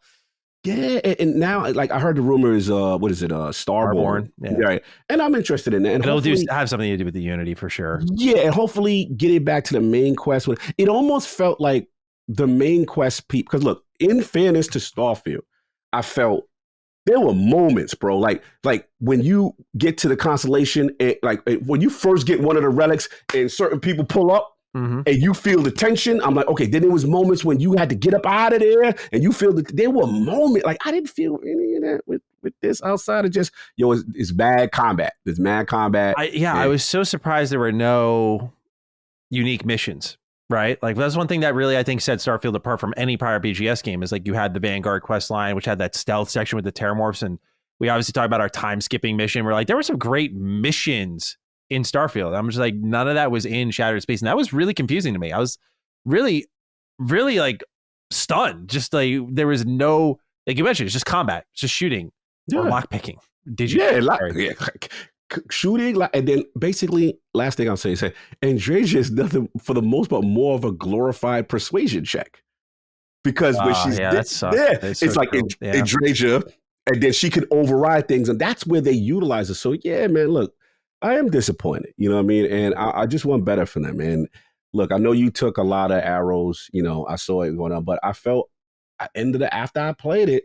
That's why I hit you. I was like, damn, Maddie, you was right on this. Like you really... Your text did make me laugh when I just I look at my phone, I see why you gotta be so right. I was like, why you gotta be right? Because I came in, I ain't going front. Run with the Dukes, I came in like, no, it can't be. I've been look, like I told you, I'll say what I said to you. I said I appreciate you being objective about it, which I think you are more than the audience will give you credit for at times. But I appreciate you being honest about it because look, dude, that's like one of the toughest reviews I had to do where I sat down and was like, it's not even like it's 76. It was easy. I was like, this thing doesn't fucking work. That's an easy review. It's like, this doesn't work. But beyond that, what's wrong? And that was a little more complex. Shattered Space I was just like, this is one of the first, if not the first time BGS has delivered something to me where I went, wow, this isn't good. Like, this just isn't good enough. I've never really had that with them. Because I want to ask you a question, but I 100%ed it. Like I did everything. Wow. Just out of like sheer, like, I need to make sure I see everything here. Yeah. And I walked away and it just became more affirmed to me. Like as someone who's played all their games, all their DLC, you know, excluding workshop DLC, I was like, I genuinely think this is the worst DLC they've done. I really do. I know some people find that hyperbolic and that's okay. But for me personally, in my opinion, I think they are capable of way better. I know some people are like, what about like Automatron? Like, that was Fallout 4 is like a 3-hour quest. I'm like, it did so much for the base game. You'd start to see like machines popping up in the open world fighting each other. You could make your own droid companions. It would feed into the settlement mode. Like it was additive. I think something like even Dawn Guard, which is a little more controversial. You got to become a vampire. The exploration was really cool. I love the quest line. Like it was definitely a whelming expansion in the heat of it. But looking at the complete package, it adds a lot to Skyrim. I look at the complete package of Starfield. I'm like, I don't think Shattered Space adds anything of quality to it. In fact, it takes away from the things I love about Starfield, which are its characters, its questing, its storytelling, which I know many people knock, but I think is pretty good in that game. But I wanted to ask you, because I want to know if you agree or where your stance is. What do you think about the exploration? Not in like the A to B, because you kind of talked about performance and that kind of covers that. What did you think about what you found? Did you find anything that you saw that was exciting? Because I think that's a big thing for people. People love the idea of exploring, and I do too. But this DLC captured me. I'm like, it's also what you explore and what you find. That would obviously. But I'm curious if how do you feel about any of that? This is where you nailed it for me, because outside of Dazra, the main city, right, which I feel, to some extent is handcrafted and unique and bespoke. The problem I felt is when I went out to venture into the rest of Varun Kai, it wasn't enough unique handcrafted things that I'm like, okay, this is cool. This is something on this planet that is so different from anything I've seen. When I go there and I see abandoned warehouse or cave 2, or you know what I mean? Like, even without spoiling, there's a faction that I feel shouldn't really be there. And that faction I'm a member of, and they acting like I don't know me, when in the rest of the game, if I'm in said factions. Yeah. Yeah, bro. Starfield was smart enough in any other location that if they saw me, I would just walk in there and they'd be like, yo, if you wasn't down with us, we'd kill you. Yeah. You know what I'm saying? And I'm like, all right, cool. But in this, I'm like, why would they even be there? And then to your point, the proximity next to the main city. This is supposed to be a planet that is off the radar, that has exiled itself, communicated itself from the rest of the settled systems. But you happen to have a random faction that's just inhabiting not that far from, like, I'm not believing that. So you got that. And again, it just ultimately comes down where I think, I just got to be honest, I think the procedural generation has gotten them in trouble. And I think that it still has a little sprinkles onto that world map of, Varun Kai, that planet of Varun Kai.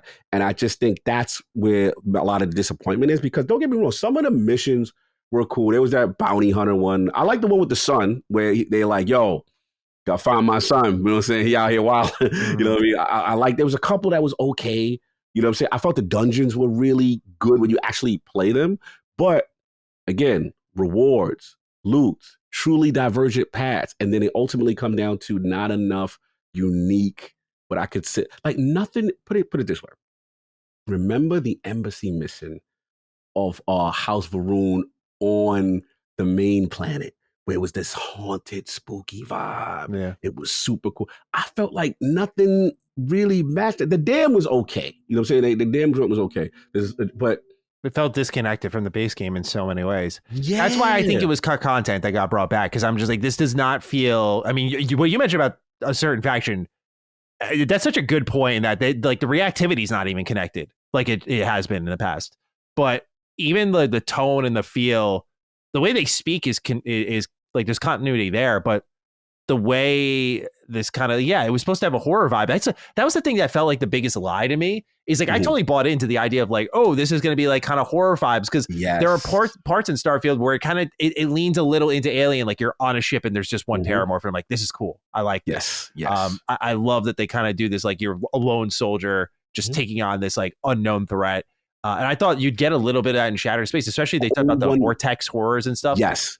None of that really, only one mission with the cave, I felt, and you had to get up out of there. Yeah. That was the only mission I felt like, oh, it's on, you know what I'm saying, kind of thing. But to your point, I thought it would be. But didn't you think that one felt a little janky when you had to like shoot the rock? Yeah, and it was just not like teleported to well. the ground. I was like, man, this is.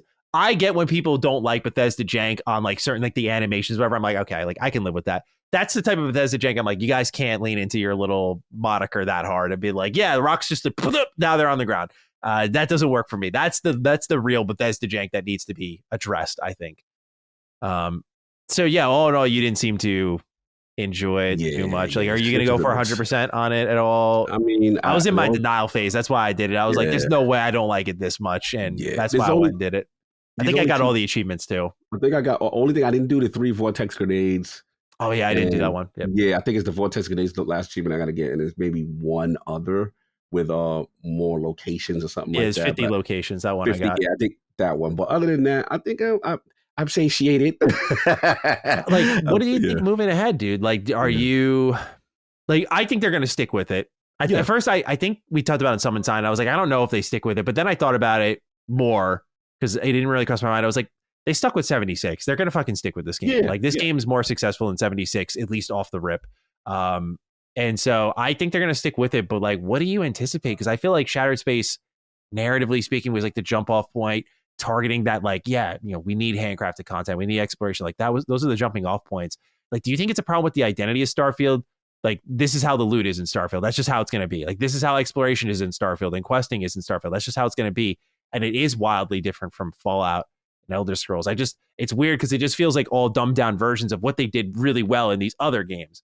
So what do you think moving forward? Like, are you still excited for more Starfield? Because to me, it kind of felt like I'm closing the book until they show up again. If they don't show up again, I'll be like, all right, cool. See you with Elder Scrolls 6. But what do you feel after Shattered Space? Because I feel like for both you and I, it was like a dagger moment. We were like, damn, man, like, it's like the first time I've lost a lot of faith in them creatively. Like, after 76, I'm like, it's really hard to go this low again. But it's another, like, almost this hurts more to me than 76. And I'm like, damn, like, after the misstep, you took over a year and you missed bigger than the base game, in my opinion. Like, that stung for me to see. I think for me, this thing is the price to value proposition because, if you're going to charge, was it 35 and say this is an expansion, right? Sometimes for an expansion, we do expect like more transformative experience in the entire game world. And this, again, seemed like more of a glorified faction quest that wasn't a part of the main game. Look, I like the game on its base level. Of course, I want more of it. However, I'd rather y'all take 2 years as opposed to a year of annual Starfield content and really have a transformative moment. There's going to be some aspects of Starfield that they can't change just because you could tell the way it's designed and maybe the way they had the plans of procedure generation. But I do feel there needs to be somewhat of overhaul on certain things, because if you come back outside and you do this again with just some, no, like you really gotta either move the main narrative forward and be transformative with certain things and Starborn stuff. That's my thing. Like, not that I don't have faith that they could do it. All I'm hoping is that this is the wake up call, because it's one thing to say, hey, YouTuber A is hyperbolic. Twitter is hyperbolic. It's another thing. Your Metacritic is sitting at a 58, fam. Redfall. Yeah. So there's now, this is the accountability moment. This ain't just Cog and Maddie hating. Cog and Maddie just hyperbolic and click. No, like, you've got to take this feedback. No one's liking this. So that's what I'm hoping. Like, every studio has to go through, and hopefully this is a good thing. And the reason why it's a good thing, because we don't want any of that to seep into Elder Scrolls. We don't want any of that. Like, the more missteps you make with Starfield, I do think the more it hurts Elder Scrolls. Not even like this is going to be Elder Scrolls, but the faith, the preconceived notions going into Elder Scrolls 6, like, you need to control that. It's not as separate as they think. Yeah, I think that has to resonate as far as studio culture and what is expected and from your base and what your base really wants and loves you for, right? That's what has to happen. So look, I'm going to give them a pass on this one aspect, from the fact that we have to admit Starfield is one of the most unique things they've tried to create. Like, taking the scope of, okay, we're going to make a galaxy.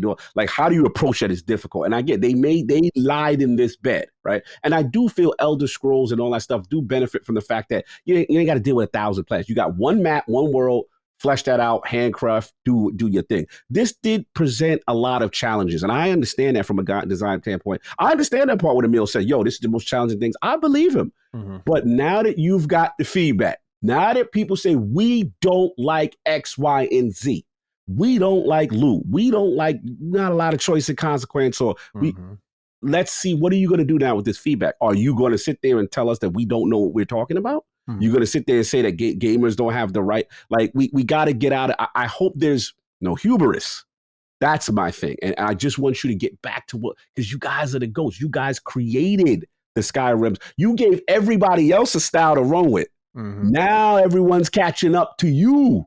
And in some level, some people are saying surpassing you. So it's time. This is the come to Jesus moment. This is out of love. I'm not doing this to hate on you. I want you to get back to what we know you for. So yeah, that's where I'm at. Well said, dude. On more positive news, do you want to talk about the other things you're playing? Yes.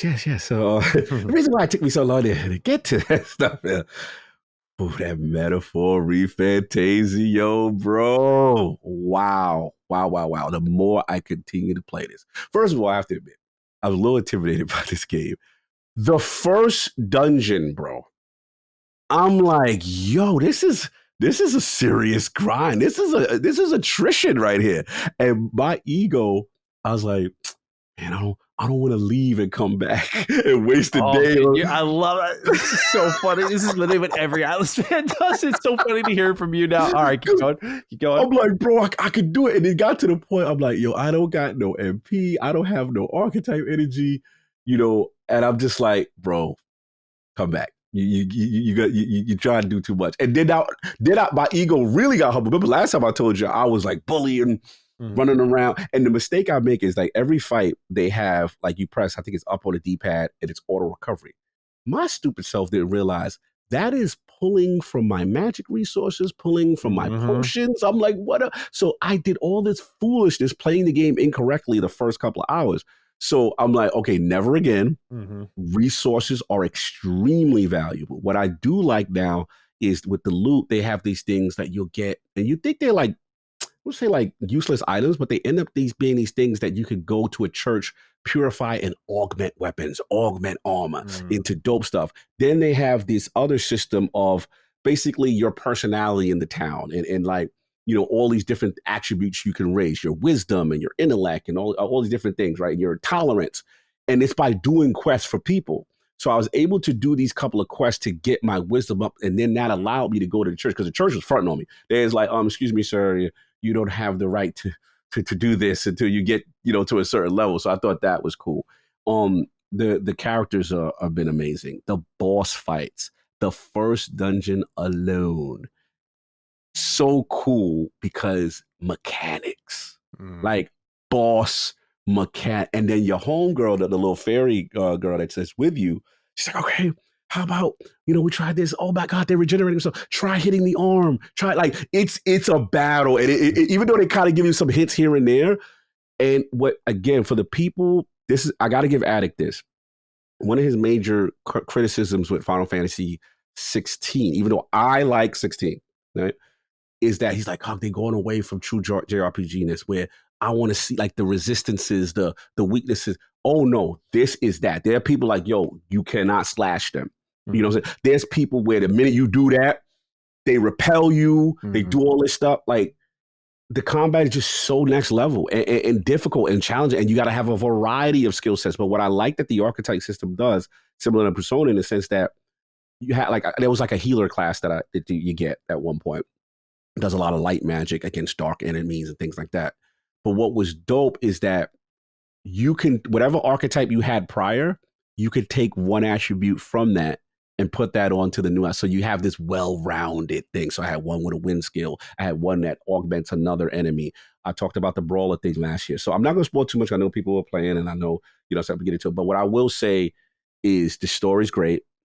The characters so far are really well done and written, and the emotionality of the weight of what's going on is really cool. And I just love that there's so much to do, and I haven't touched the surface of this game yet. Like I can tell I even get the ship and all. You can tell this game is grand in scope. But I will say, it's one of those things that when I play for maybe 1 hour turns to 6. And it's like one more thing, and it's just you're caught up in it. Thank God this is a Xbox Play Anywhere game.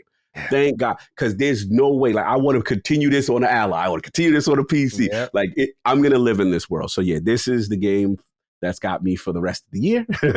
And it's definitely GOTY energy right now. So yeah, can't stop bloviating about that. And the last thing is, give Destiny a little love today. They dropped their new season Revenant, and it's kind of vampire vibes. It's definitely better than that stuff that they did last. Yeah, with Echoes. Yeah, so that's good. And then they let it, this is the first one, instead of time gaining stuff, they're just letting us rock. So I just got everything done, 2-3 hours, caught up. And so far, story's actually decent. I'm like, okay, cool. So want to give Revenant, it's early right now. We'll see how this links out with the other acts of this episode. But I really enjoyed what I'm doing with the Fallen and the Scorn. And they brought back Uldren and Crow and stuff like that. So far, so good. So that's pretty much what I have been playing. And also one other thing that I'll talk about later. Okay, excellent. For me, I've been playing 2 new games this week, and I'll be starting Metaphor tonight. I don't know how I'm going to balance all these 3, but I knew this was going to be the week from both heaven and hell, depending on how you look at it. Hell from time management, heaven from just all the good shit. First one, Silent Hill 2 Remake. We really just waxed poetic about this game during Summon Sign this week, but I got to do it again. I am a huge lover of Silent Hill 2. I love the horror style of Silent Hill, and that it's, I describe it as like a stamina gauge. And as you go through the game, it's not jump scaring you. It's just whittling away your stamina. And as tensions arise, you're just more and more susceptible to being scared and feeling just that pressure the game throws on you constantly. Like you'll start up and you'll be like, I'm fine. And then I played 5 hours straight. And by the end of my 5th hour, I was like, oh, like I was just all like, it was such an easy target. It's brilliant, man. I really got to tip my cap to Bloober team. I was, like many, not a believer at all in this team. And I think for good damn reason, by the way. Fair enough. Yeah, Fair enough. I think you look at their games. I know some people are like, Layers of Fear is great. Observer is great. And I respect and understand that. None of their games have ever clicked for me. The last game I played from them was The Medium. And then they announced this, and they were like, I'm like, you're gonna remake one of the best ever survival horror. Okay. All right. And not only that, but like Silent Hill 2 can't just be a simple remake. It's like you have to rethink this game now. And the only shred of hope I had was like, this is the game that inspired this team. Like they brought Akira Yamaoka in to do like the scores for some of their games. One of them was The Medium. Like they are huge Silent Hill fans. I'm like, they probably feel the pressure more than we do to like, we need to get this right. And they have so far hit a complete home run with Silent Hill 2 remake. I mean, this might be one of the best remakes I've ever played. Wow. Because it's just a much more challenging, like for example, or a Dead Space remake was beautiful in the sense that it's a thing I knew I loved dearly. I was very protective of it, and their changes were so subtle that it just only moved a couple inches from where I loved it. But it was enough to make me love the remake more than the original. With something like Silent Hill 2, for those who haven't played it, fixed camera angles, very like also a lightning in a bottle kind of feel with the voice performances. It's a game that may have been a product of its time because I think media literacy is just a dying art form. And this is a game that really hinges on your ability to read deeper into everything from what you're fighting to the location you're in and what it means to the characters around you. Because it's a game that if you don't connect on that level, it's going to feel like a lot of nothing happening. But you have to rethink gameplay because, the melee combat in Silent Hill 2, famously terrible. Shooting, famously terrible because you'll be like shooting backwards. This isn't just like a remake. You had to rethink what is Silent Hill and how closely do you draw. Like one of the big perks of the series is you play as normal people, not like Leon Kennedy. You play as like normal people. Yeah. So how do you make them feel good to play as without breaking that? And by God, they did it. They did it. They made Silent Hill more explorable, something I was really hoping to do. Like I'm going into stores, I'm collecting resources, I'm reading notes, I'm unlocking little optional puzzles. I'm hunting down other resources like gun ammo. I'm not too powerful. He's got James Sunderland's voice performance is phenomenal. He's got an Isaac Clarke level stomp where like when you get an enemy on the ground, he's like, I was like, I got goosebumps when I heard. I was like, oh my God, there's a new era Isaac Clarke scream. I never thought I'd experience this from a game that's not Dead Space. Like his voice cracks when he does it. Like it's so visceral and scared and angry. And like those are the little details that make Silent Hill art to me. But yeah, I got through the entire sequence of the apartments. That's where I last played the game. For everything from the music to the third person shooting to the added layers of the dungeon, the added exploration, the added scope. I can't believe how good it is. This is like a top 3 in the making for me right now when it comes to this year. It really is a special game. It really is. And I mean, what I love is also they did the right thing. They rethought the gameplay. They changed the gameplay. They changed some of the level design. They really haven't touched the story for the most part. And the story is so, I would really like to say perfect in Silent Hill 2. Like it really, like there are certain pieces of art that I like as a creative myself, like I look at certain stories, I'm like, how could I do that better? That's just like where my mind goes to. How could I do that better? But there are certain pieces that I personally would never challenge. KOTOR, Death Note, Silent Hill 2. Like that list is small, but grows every now and then. Silent Hill 2 is just such a perfect story to me in how gut-wrenching it is, how emotional it is. If you are looking for a journey through someone's mental health, like in every sense of the word, the way they symbolize it through enemy design all the way to environmental design, it is a fucking work of art, dude. It is brilliant, and you owe it to yourself to play it. I know we're in an age where I saw Susie Sphere Hunter's tweet went viral about like remakes kind of being tiresome. Right. And I understand. I know a lot of people disagree with her, and in some aspects I do, but I do agree with the idea that we are leaning a little hard on remakes in sometimes in some pockets. This is a rethinking of, I would put it on the level of like what Final Fantasy VII Remake did, where it's like, it's not just 7 again. Yeah. It's rethinking what 7 is in a lot of ways, except in this case, so far, I haven't seen them really touch the story in a terrible way that's disrupted pacing or anything. It's fun to play. It's scary to play. It's much scarier, I think, than the original, which is also cool. Like the first one scared me in the apartments when you first bump into Pyramid Head. After that, I was good and I'm an easy target. This game like just really got to me. Like it was just like I could feel the anxiety in my hands. It's a brilliant emotion to experience while playing a game. Yeah, Silent Hill 2, man. I love it. I love it, love it, love it. I'm so happy with it. It was honestly low on my radar because I had such low expectations. Like if it was any other team, this would have been top of the list for hype for me. But like because I knew it was Bloober team, I was like, I'm not getting my hopes up. But when kudos to them when the gameplay first came out, people were like, this ain't it. They took the constructive criticism on the chin, improved the combat. Things gradually look better. I started to kind of fade into that territory of belief. Press previews came out. People really were saying it was good. I was like, okay, I can have a little hope. And I'm so glad to be on the opposite end where we see so many stories in gaming nowadays where, you see that team or you see that trailer and you're like, it's over. We know this is just a long road downhill.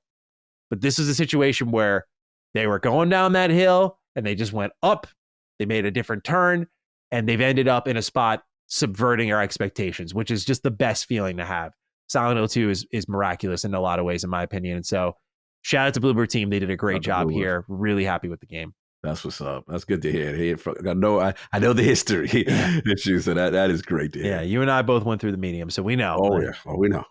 So I wonder what they're going to do in the future. I wonder if they're going to just stick to remaking Silent Hill games. I almost think it would be better because it's no coincidence that when they had a blueprint to follow, they made their best game yet. Like this is already infinitely better than anything they've ever made by a million. And we do know that they huge fans of it. Like from my understanding, it's a good fit. It's a good fit. Now that we know they've done it well, it could be. Yes. I should say it could be a good fit. I don't want to get too carried away, but fair enough. I think remaking the original or Silent Hill 3 or maybe even 4 because 4 is kind of a continuation of 2.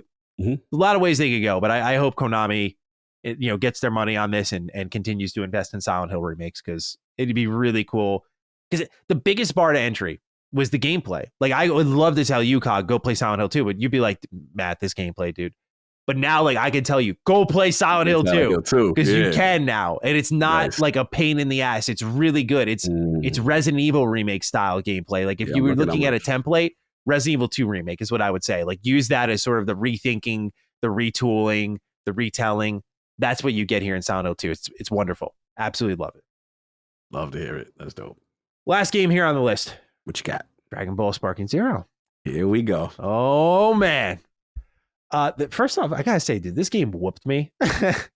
This game whooped me, but also I remember because I play these Budokai Tenkaichi games sometimes for Retro Rebound. These games were notoriously tough, but not like I don't remember it being like this. But yeah, I have a lot of history with this series. The last mainline entry for Budokai Tenkaichi was technically Ultimate Tenkaichi, but no one really acknowledges that game. It's really been since Budokai Tenkaichi 3 in 2008. So this is a new entry, first time in like 15 years or something like that. And holy shit, man. Like a lot of this is good. Not everything. A lot of it's really good though. Main story mode is kind of like a Dragon Ball anthology. So it covers all of the eras.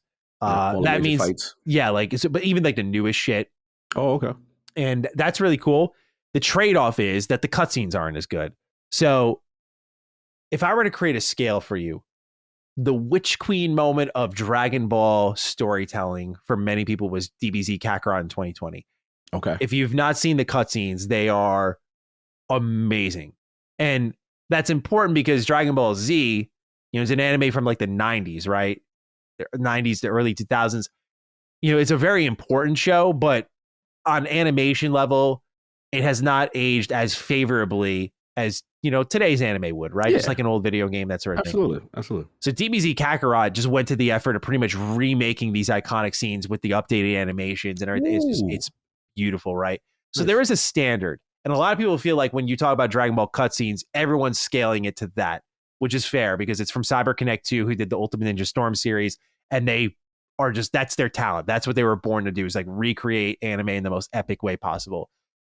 But even removing that from the situation, I don't think these cutscenes are good enough. They're like slideshow kind of Redfall energy.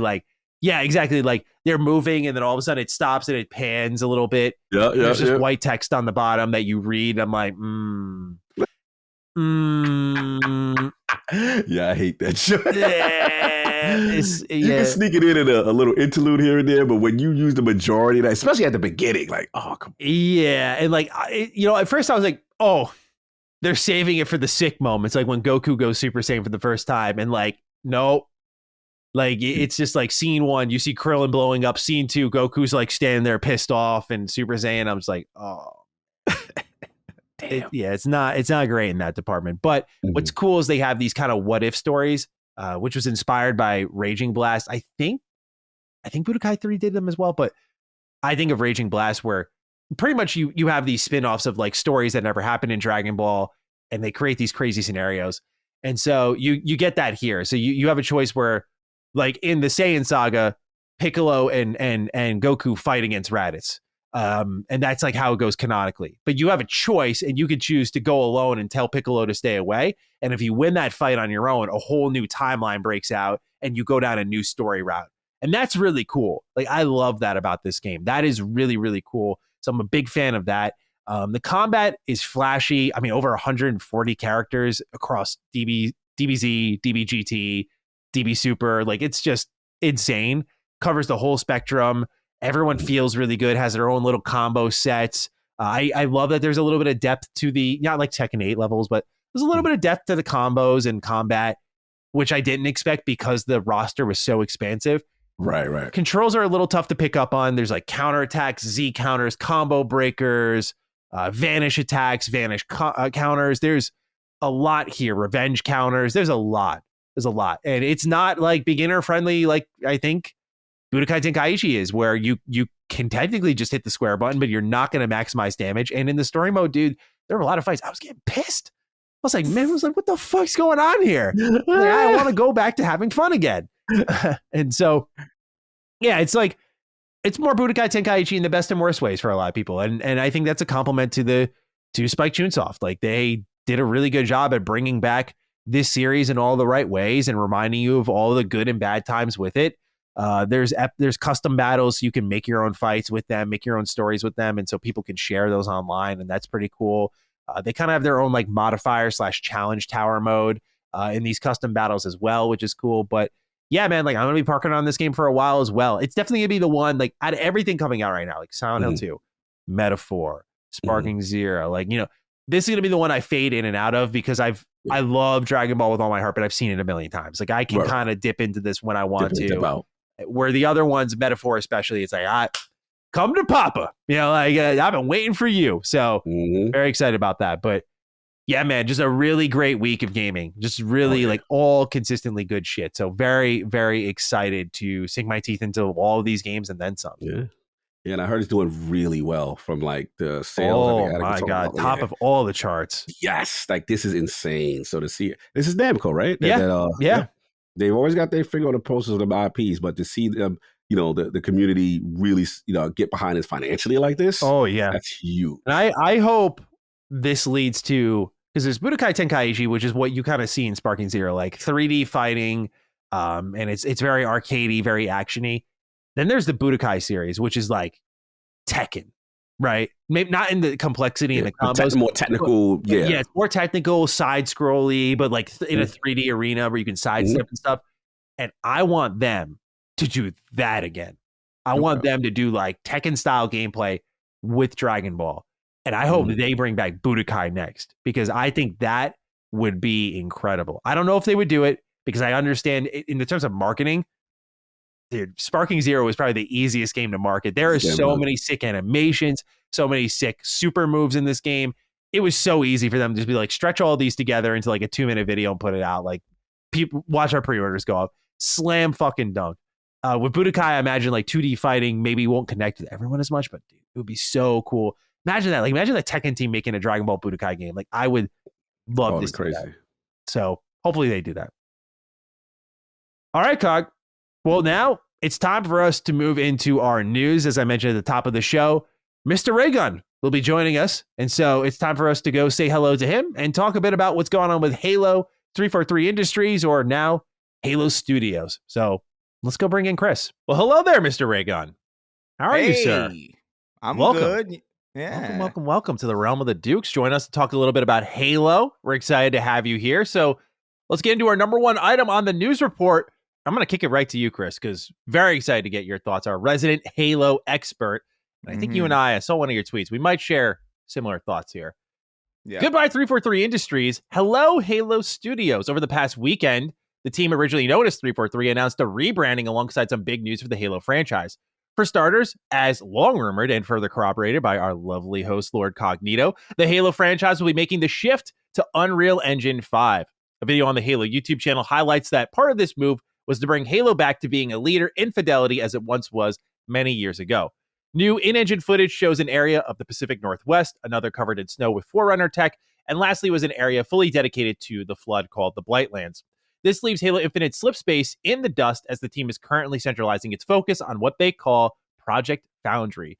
Project Foundry is described as a research project to prepare the team for the next steps of making Halo games in what is considered, quote, a new recipe for Halo, end quote, according to studio head Pierre Hintz. Project Foundry touches on concept art, VFX, characters, vehicles, and weapons that are all used to create the future games in the Halo franchise. The team confirms that they are working on multiple Halo projects and are currently hiring for said projects. One game that previously leaked from the pen of Tom Warren is said to be a Halo Combat Evolved Remaster. It is likely safe to assume that the other is the next mainline Halo game. All right, we have a write-in here from Brandon Stark. Then I kick it to you, Chris. Hello, Dukes. It feels like a decade ago we heard rumors of 343 moving to Unreal Engine. How do you gents feel after hearing the news? Personally, I have a lot of excitement and hope. I loved Infinite, but I can see how Slipstream's complexity was holding it back. Thanks, and have a so the legends were true kind of day. So, Chris, it's all you now, man. Like you're our Halo guy. My camera is really bright right now. I'm gonna fix that while you're talking. But how are we feeling about this news? Halo to Unreal Engine 5. It looks like Infinite's kind of being left in the dust quickly. Multiple Halo projects in development. We're scaling up. And more importantly, they're doubling down on 343 right now. They're doubling down after all the feedback that they got. What are your thoughts, sir? Yeah, man, there's so much to say. Well, first of all, I think the new leadership is good. I think Pierre is like one of those people where it's like, okay, good. That's a good guy to get in there. I think the rebrand is very necessary. And I also like, because 343 has just so much stink on that name, unfortunately. And I do feel like this is more than just like hey, we changed our name, guys. This is like a significant like change to the team. So that's kind of good because that I think is probably like very needed. The switch to Unreal and this, I'll actually start with this video in general, like this kind of developer, like, hey, get to know us kind of thing that we've seen a number of times from 343 already. Yeah. Where it's like, I feel like I've seen this exact thing before where it's, you know, a Vidoc where you're cutting through the studio and people are like, what does Halo mean to me? You know, Halo is about stories. And, you know, it's like, all right, I get it. Like, it's cool. So true. Like, I really, I'm not even exaggerating. I have seen this, I think, like 6 times in the last like 10 years. And it always feels like we're getting ready for the next steps. And at the end, there's always a big stinger about how good it looks. And it always looks good. Mm-hmm. So, like, my concern isn't about, like, I remember the Halo Infinite pre-release images when they first showed it on PC after the Craig incident. And I remember being like, damn, this looks... The Craig incident. The Craigening, if you will. And I remember specifically, like, they showed, like, yeah, the Pacific Northwest with, like, a, you know, like a Forerunner beam tower. And I remember thinking, like, wow, that looks great. And that's kind of how I felt again. And I got, like, this weird sense of deja vu. It's like, oh, well, cool. I mean, Unreal Engine's definitely a more flexible engine. It's got more industry knowledge attached to it. That's, like, a good thing. I think it bodes well for the flexibility in the pipeline of future Halo games. I'm not saying that it's a negative thing necessarily, especially because, I mean, even there's concerns that, like, oh, well, Unreal's going to lose some of the feel of Halo. I would argue that, I mean, even Slipspace didn't really have a lot of that. Like, to be fair, like, I liked Halo Infinite quite a bit. I think it's still great. But you can even tell with, like, some of the way that vehicles controlled, some of the way that the physics were a little wonky. Like, even that engine that was tailor-made to feel like Halo didn't exactly nail it in the best ways. So, like, switching an engine, I think is cool. I think it's great. But my concern with Halo has never been how it looked or the fact that it never looked good enough. My concern with 343 specifically has always been creative decisions and just the way that they rely heavily on contract work outside of, you know, ingrown, you know, homegrown studio talent.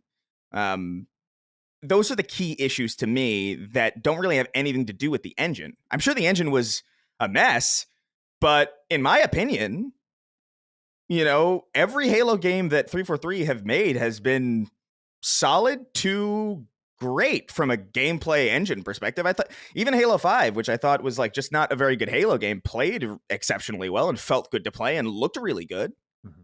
So I just don't understand necessarily why the engine is viewed as this huge, like, oh, well, now we're Unreal, so everything's going to be okay. It's like, no, you've got to not kill Cortana 5 times.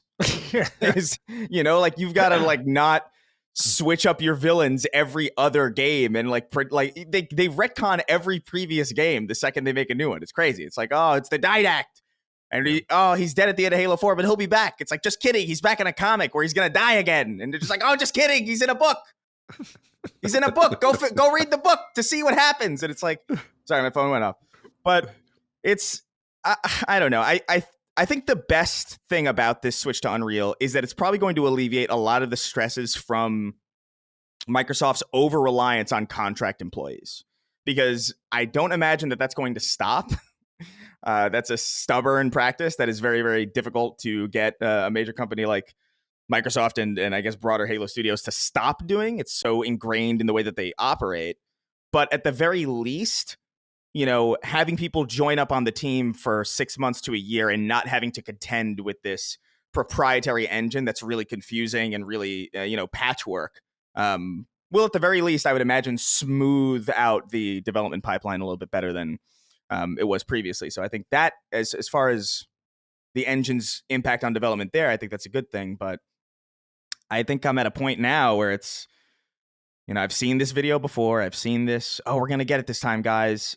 And now I really never thought I would say this, but I'm not in on day one now. Like, you have to prove to me that you're going to do it. Like, you don't have this goodwill. You don't have this trust, because even the best thing that you did with Halo Infinite, I thought was superb and great in a lot of ways. You just fumbled the hell out of it as the game was like going through its lifespan. Like, this 10-year plan didn't exactly pan out, did it? And it never really had a shot of panning out. But yeah, that's my overall kind of overhead view of the situation.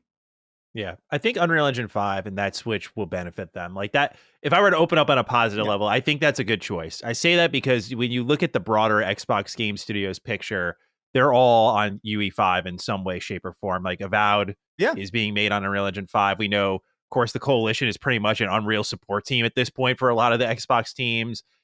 We know that the I'm forgetting the name of the team who is working on State of Decay. Undead Labs.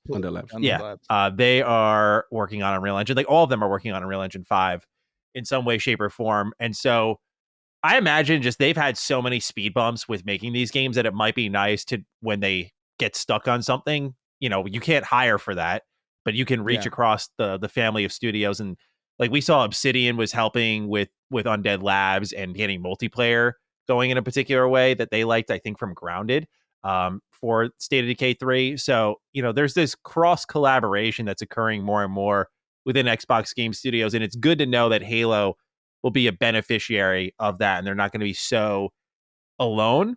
At the same time, though, I'm with you, Chris. Like, I not only have they done this before, but in particular, a lot of what they said here is what they said before Infinite. Like, you know, we're going back to the roots. And it's like, even the Project Foundry thing, it's just like, we're figuring out how to make Halo games. I'm like, you guys have been doing this since the Halo Combat Evolved Anniversary Edition, and you remastered all the Halo games, put them in a package. You did Halo 4, 5, Infinite. Like, there's no, I don't know, like, it's such a long leash. It's almost shocking. When I saw this, I was like, it's one thing to be like, they're staying around. Okay, sure. It's another thing to me to be like, we're doubling down. We're renaming them. We're hiring. And they're doing multiple projects. I'm like, holy fuck. Because if this doesn't go well, if they thought it was bad after Halo Infinite, like, it'll get worse.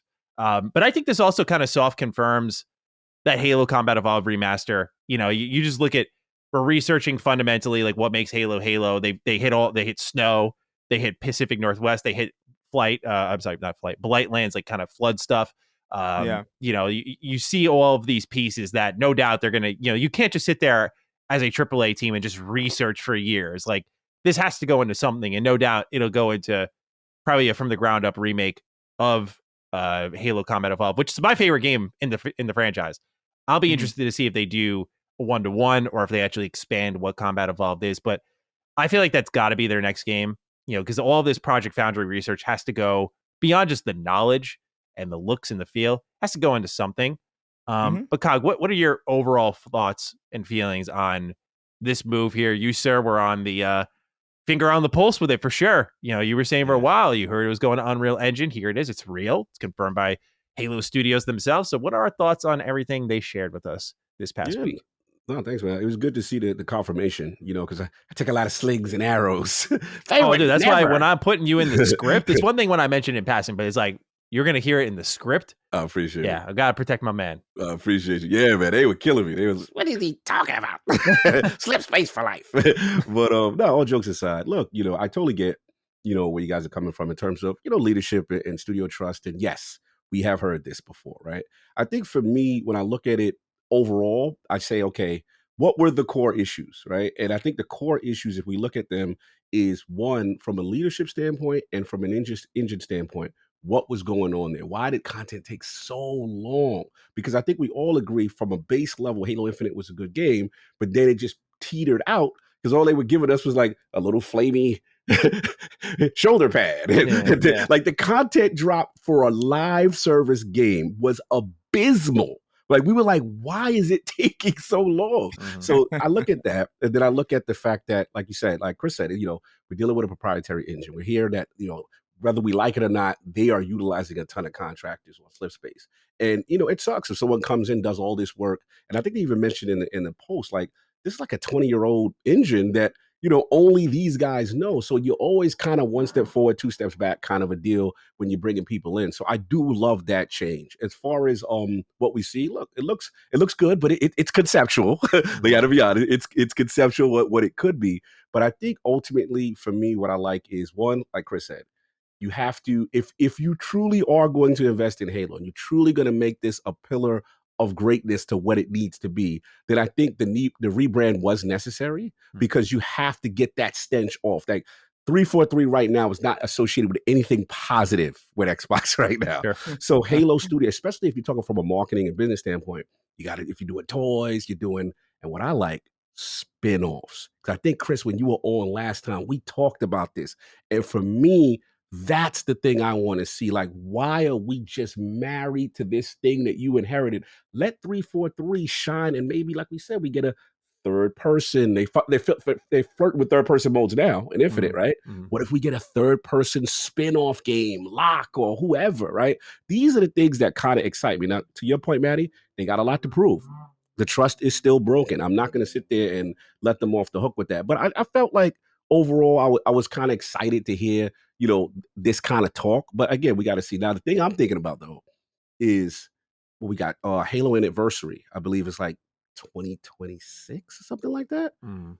So the interesting thing to me is, do Halo Combat Evolved as kind of like a warm-up to get familiarized with the engine, and then the second game is potentially, you know what I mean? Yeah.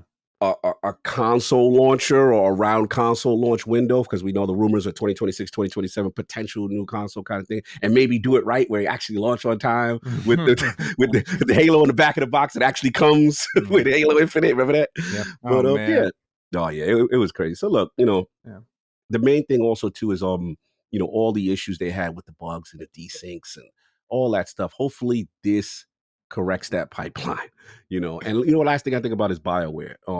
I remember like when people would come in, I think it was Anthem or one of those games, and people were struggling with like Frostbite and a lot of these engines.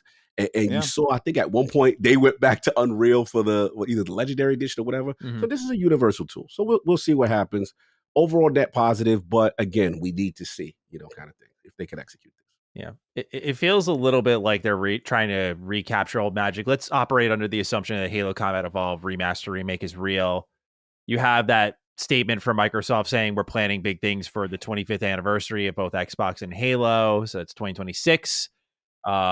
You keep all of that in mind, and you feel like, if they launch a system or some piece of hardware and Halo Combat Evolved is part of it, it's like, remember that back with the original Xbox.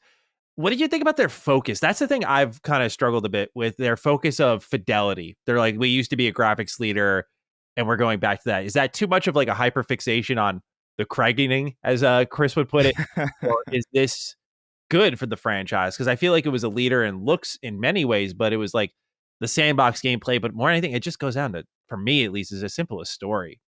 Just consistency in that department, and that's what's been tough for me to bite onto. And I bit onto Infinite, unlike Halo 4 and 5, because I was like, okay, this is like a soft reboot. Like, it's a new beginning, and they cliffhang you, and now they're not doing anything with that. And I'm like, do they start over? Like, that's the thing, is like their focus was all about tech, and that's cool. But I know they're not going to give us story details, but like just even we're going back to the beginning, something like that. Just giving a kind of inkling of what they're going to do with it. Do they continue this story? Like, Chris, what are your thoughts on what they do next, really? Yeah, I mean, first of all, like this rumor mill about Combat Evolved remake. I think it is real. I don't think you show all of this Unreal Engine footage of specifically Halo 1 Master Chief, that like the dumpy design, which I like. I have a lot of love for that design, but it's definitely like, if you were continuing, you wouldn't.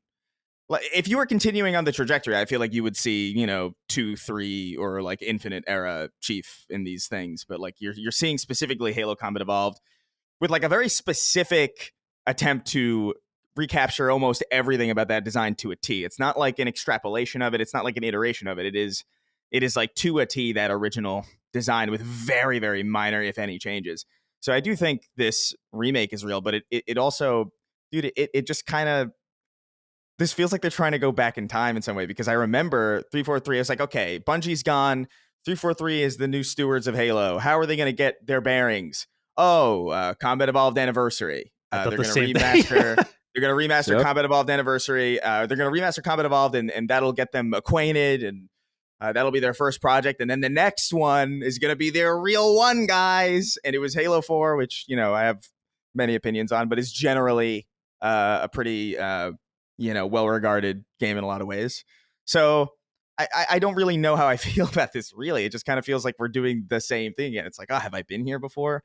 But I don't know. I think the fact that they're talking about multiple projects in development is pretty exciting to me. I think I hope that means spinoffs, and I hope that means I don't know, maybe like even like second party or third party collaborations in some way. I would love to see like a horror game or like a tactics game or like all these different things that I've been banging the drum on for years now. Like, you need to branch out more than what you're doing.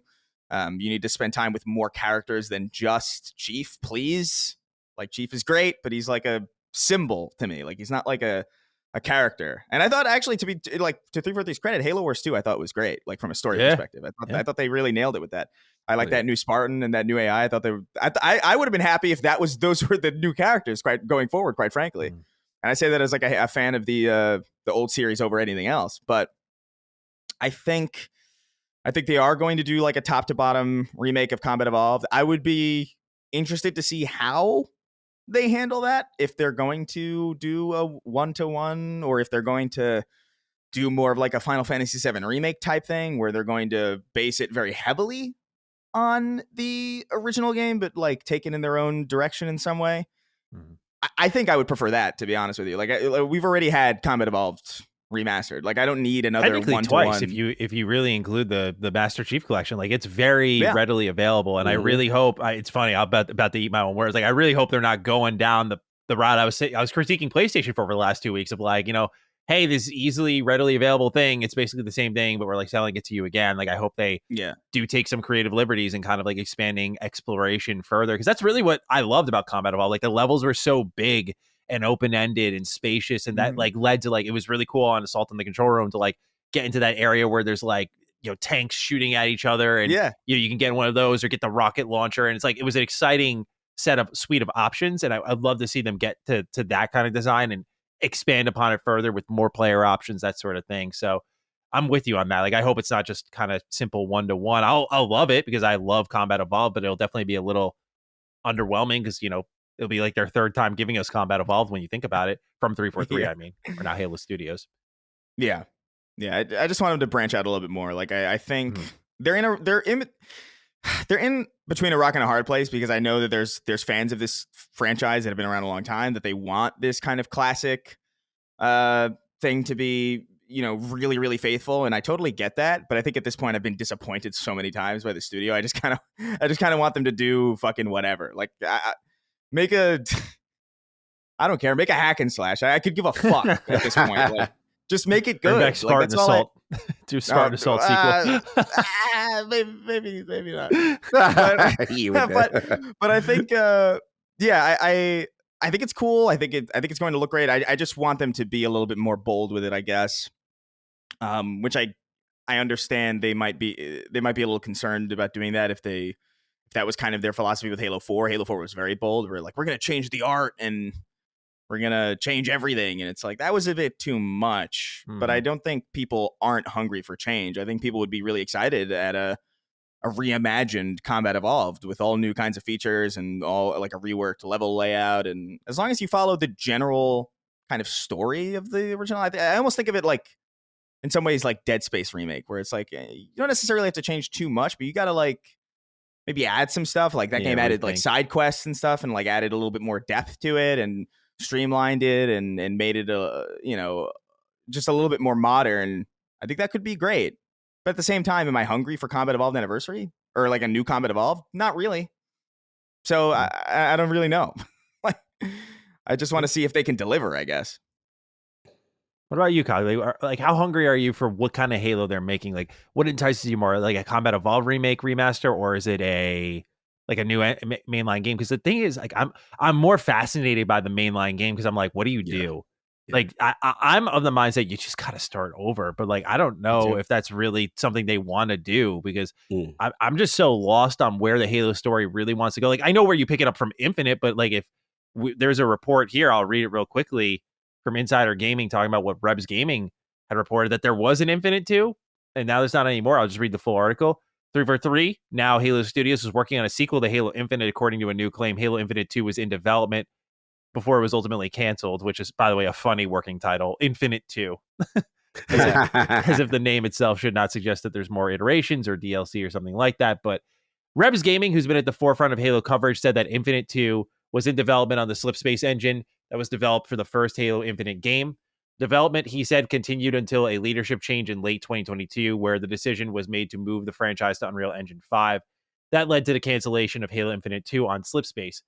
Quote, 343's creative team spent a few months learning Unreal Engine 5 to prepare for the next project, end quote. Reb said, quote, this lasted until January 2023 when Microsoft laid off a significant amount of 343 employees, including the entire creative team, end quote. It was added that it's unclear if the next mainline Halo game is Halo Infinite 2, but in Unreal Engine 5, or if it's a different game altogether. The new report also mentioned that the campaign team that was let go was never felt supported by the new leadership at the studio. The campaign team felt trapped in a bubble without studio-wide collaboration and clarity about what was happening at the studio and its plans for the future. It was added that campaign content was possibly being outsourced with no replacement team being created. Insider Gaming has reached out to Halo Studios for comment on this report. So that's the other thing is like one thing we assumed with the Halo Infinite, right, was like we thought at least they were going to continue to support it with DLC, like continue to give it story content. Because I mean, not only does the name suggest it, like I don't care what the reports have said, but the name suggests it, the fucking ending suggests it, like everything about this game suggested there was more story on the way. Mm-hmm. And whether it was through the multiplayer and like story episodes, whatever it's going to be, it was very heavily suggested just 10-year plan. Story was on the way. So what do you guys think they do?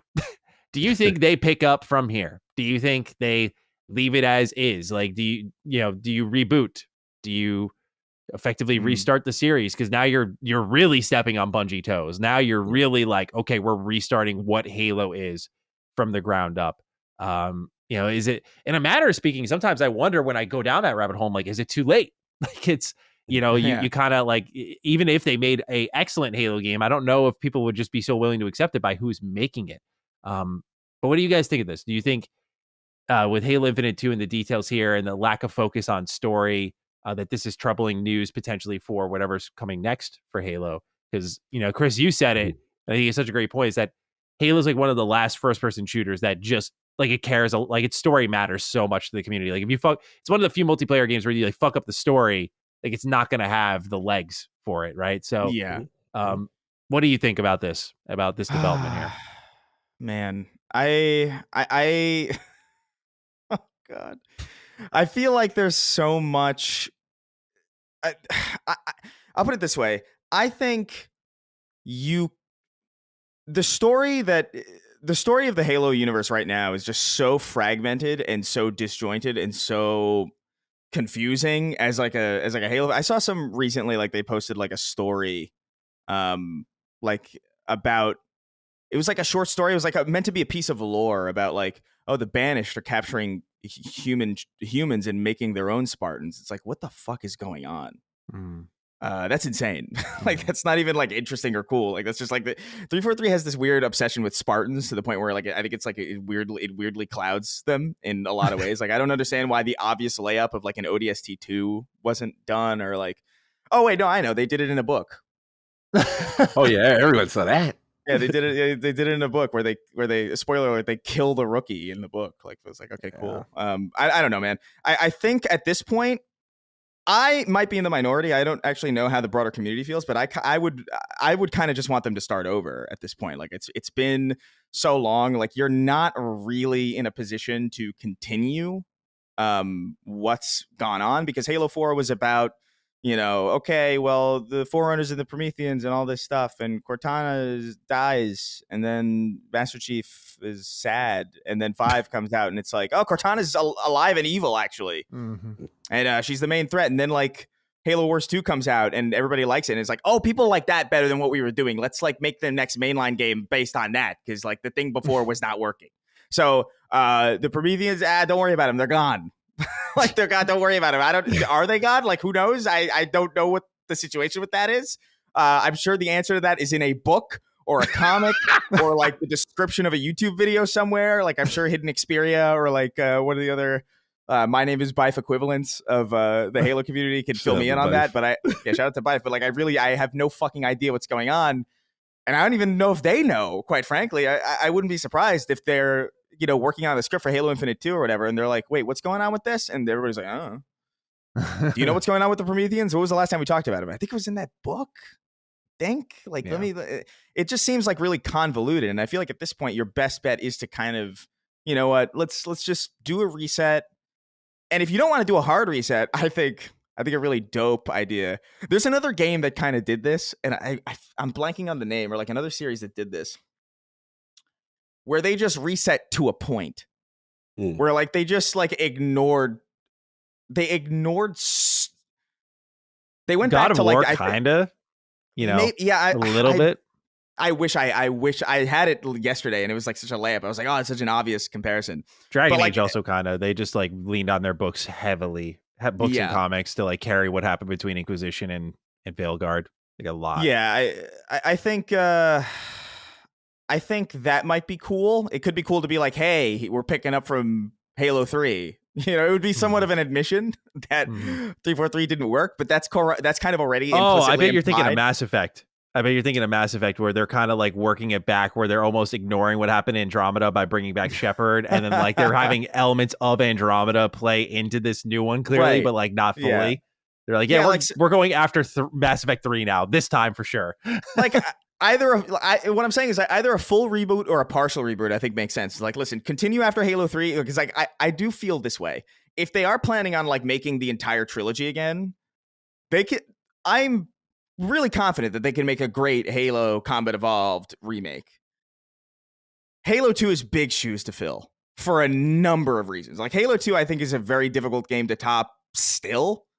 So, like, I don't even know how you necessarily do that, especially if it's like a top to bottom remake where it's like you've got to recast, you've got to recapture a lot of that, you've got to build it in a certain way, and like, do you keep that cliffhanger ending that is like technically part of what makes that game? So, I that's what's scary about that to me. So, like, if I was at the leadership, I would be like, listen, we're already rebranding the studio as an implicit admission that 343 Industries did not work. We probably put a little bit of bad juju on it from naming the studio after the ball that betrays the main character 6 times or whatever. But regardless, this is somewhat of an admission that what we've been doing is not working. So why not just reboot what we've done and start from the jumping off point that we originally jumped off from? Like, why not leave that original trilogy intact? Why not, keep Halo 1 through Reach canon and jump off from there and give players something that actually is interesting and cool? Like, that might be too much of an admission of fault. Maybe I could see that being like, oh, well, we can't do that because that's that's in and of itself very confusing. But I don't know how else you handle this. There's no streamlined, easy to understand way to continue Halo from now. Like, it's either going to be a complete reboot where people are like, what's this? Are they restarting it? Is this new? What's going on? It's either a partial reboot where people are like, oh, wait, so everything's canon up until this point, but then after that, it doesn't matter. So, did I waste my time with this stuff? Or you continue from a story that no one knows what the fuck is going on from. So they're kind of really in a rough position. I would argue the partial reboot is probably the way that I would maybe push the team to go in personally if I was there. Yeah, just because it's really difficult to touch those original games in any way. I think Combat Evolved could see the best improvement from it because it is the oldest, it is the most janky, it does have the most compromising design in some way. Like, it's great, but it is like that backtracking back and forth. Yeah, there's a lot to improve there. But with Halo 2, I don't know if there's much to improve. And with Halo 3, there's very little, if anything, to improve. Yeah. So and capturing the Halo 3 multiplayer magic again, like that's you can't the big issues that you could ever try to fill, right? It also kind of begs the question of if they do a full reboot of like the main series, right? I don't know if that works if like right next to you're like, we're remastering or remaking Halo Combat Evolved. This is the start of the series. And then also this is the new start of the series that we're doing after it. It's a little weird in that perspective potentially as well, where I think you're onto something of them starting from a new point. Like, it would be very interesting to see if they were like, let's try picking up from 3 again. Yeah.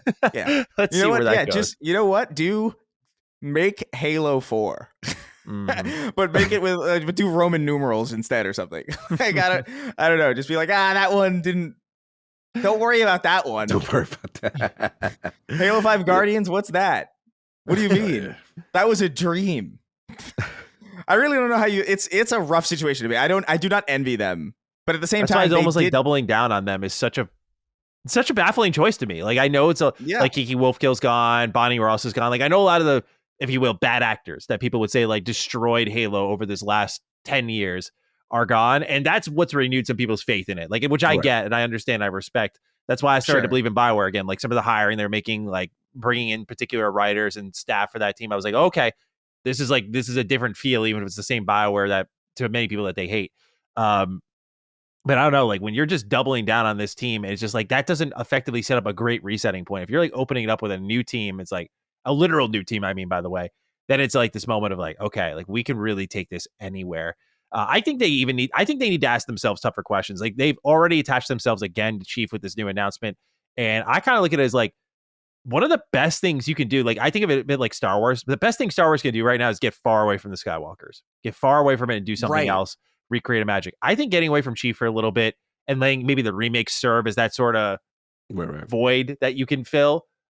Maybe that's how you do it. But I do think if you want to capture Halo in a new way, you might step away from Chief and just kind of stop tarnishing what's there, because you've tried to navigate it for a ton of games and books and stuff. You've only muddied it for many people. At least on a story front, you definitely have muddied it. So maybe they get away from it that way, which I know is like sacrilege to many people. Like, what's Halo without Chief? But I do think, when we look at games like ODST and Reach, these are stories where we attached ourselves to these characters. Halo Wars 1 and 2. You're able to attach yourselves to these other characters in this universe. It's not impossible to do it without Chief. That's what's so frustrating about 343 as they've existed, because like Bungie kind of laid a pretty solid framework for them. They were like, hey, here are 2 games that have nothing to do with Chief that everybody loves, to show that this universe has legs outside of this character. You can do whatever you want with this stuff. Yeah. And people like it because they like the vibe, they like the music, they like just the feel of the universe, they like what the game means and what it does. It's not really about Chief. It's about like the adventure. And if you can do that, like, why not do it? I just think they broke Chief should have been a break glass in case of emergency thing, but instead it was the first resort. And I just don't know why they did that when they had so many opportunities to not do that. And they proved themselves capable of doing it too. Like Halo Wars 2, unequivocally is the best story that 343 has done. Granted, it wasn't them specifically. Like they just, it's a that wasn't Ensemble. What the hell Creative is Assembly? Creative Assembly. Yeah. Ensemble was the first one, I think. Mm-hmm. So imagine how exciting it could have been. And I've said this a lot whenever I talk about Halo. Like, imagine how awesome it would have been to have like just years of spinoffs following 2007. You had, Halo 3 Master Chief Goes to Sleep, and then you have ODST, and then you have Reach, and then you have, I don't know, Halo Wars 2, and then you have like a ODST 2, and then you have like maybe like a spin-off horror game or something else, and then 10 years later, to 2017 or something, there's Chief again, and how exciting that would have been, and how cool, like, oh, I miss him. Oh, this would be so, how exciting. But they just, they fucked it. Like, and it's so sad, because like I could see this alternate reality so clearly, where it's just like, damn, that would have been some smart decision making if there were people just a little bit more forward thinking. And the way that they're talking in this Vidoc thing about like, oh, Halo needs to be a graphical showcase again. It's like, I don't know, man. I don't agree with that philosophy. Like, I don't. But this is what I mean. Is like, this is kind of the little hints of old 343 that I keep seeing. Mm-hmm. And I guess not keep saying, because this is the first time that we've really seen Halo Studios as it is. But like, there's always somebody in these documentaries or these like quick little videos that says what the most important thing about Halo is, and it's almost always incorrect. Like, where somebody goes like, I remember with Halo 4, it was like, Master Chief is a person with feelings, and I was just like, oh, well, I don't really know about that being like a core philosophy. And then for, I think there was another one later on, like even during the Halo Infinite, one of the when they got like a new director or something, they came out and did like kind of like a state of emergency on the game, and they were like, Halo started as a competitive, like a hyper competitive game, and like that's what it needs to be again. It's like Halo did not start as a competitive game at all. It was the exact opposite. They had a pistol that killed you in 3 hits. There's nothing. There was nothing competitive about it. And now I see it. And now I see it again, where it's like Halo was a best in class graphic showcase, and that's what it needs to be again. It's like it. I don't know. I personally, I was young at the time, so maybe I don't necessarily have as clear of a picture of the original Halo as maybe some older viewers or listeners might have, but I do not remember ever once somebody being like, you've got to play Halo, it looks phenomenal. You know what I mean? Like it was always about like, this is fun as fuck, or like this story is great, or this multiplayer is like amazing. My experience of like Halo has never been like, this is like a best in class graphic showcase. It's beautiful because the art design is great, but the fidelity of it has always been like, I remember when Halo 3 came out and people were mocking like the facial animations of it, because like Lord Hood looks rough in that game.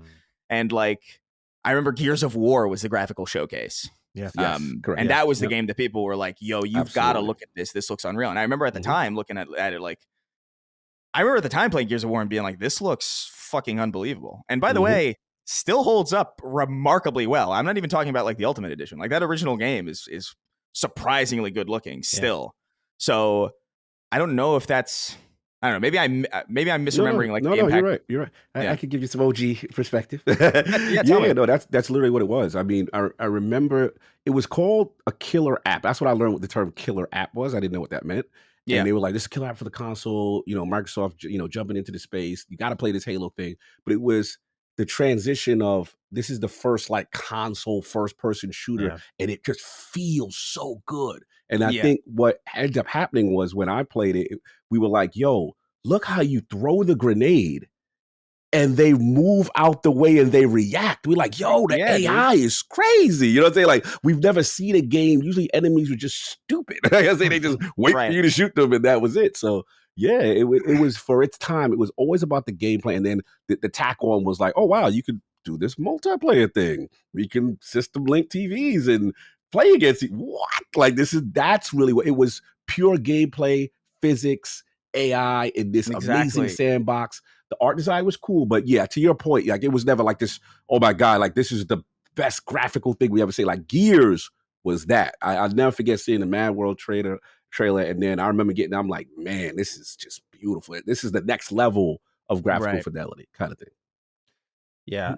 What I want more than anything, if they're rethinking Halo, I hope they're going back to M for mature.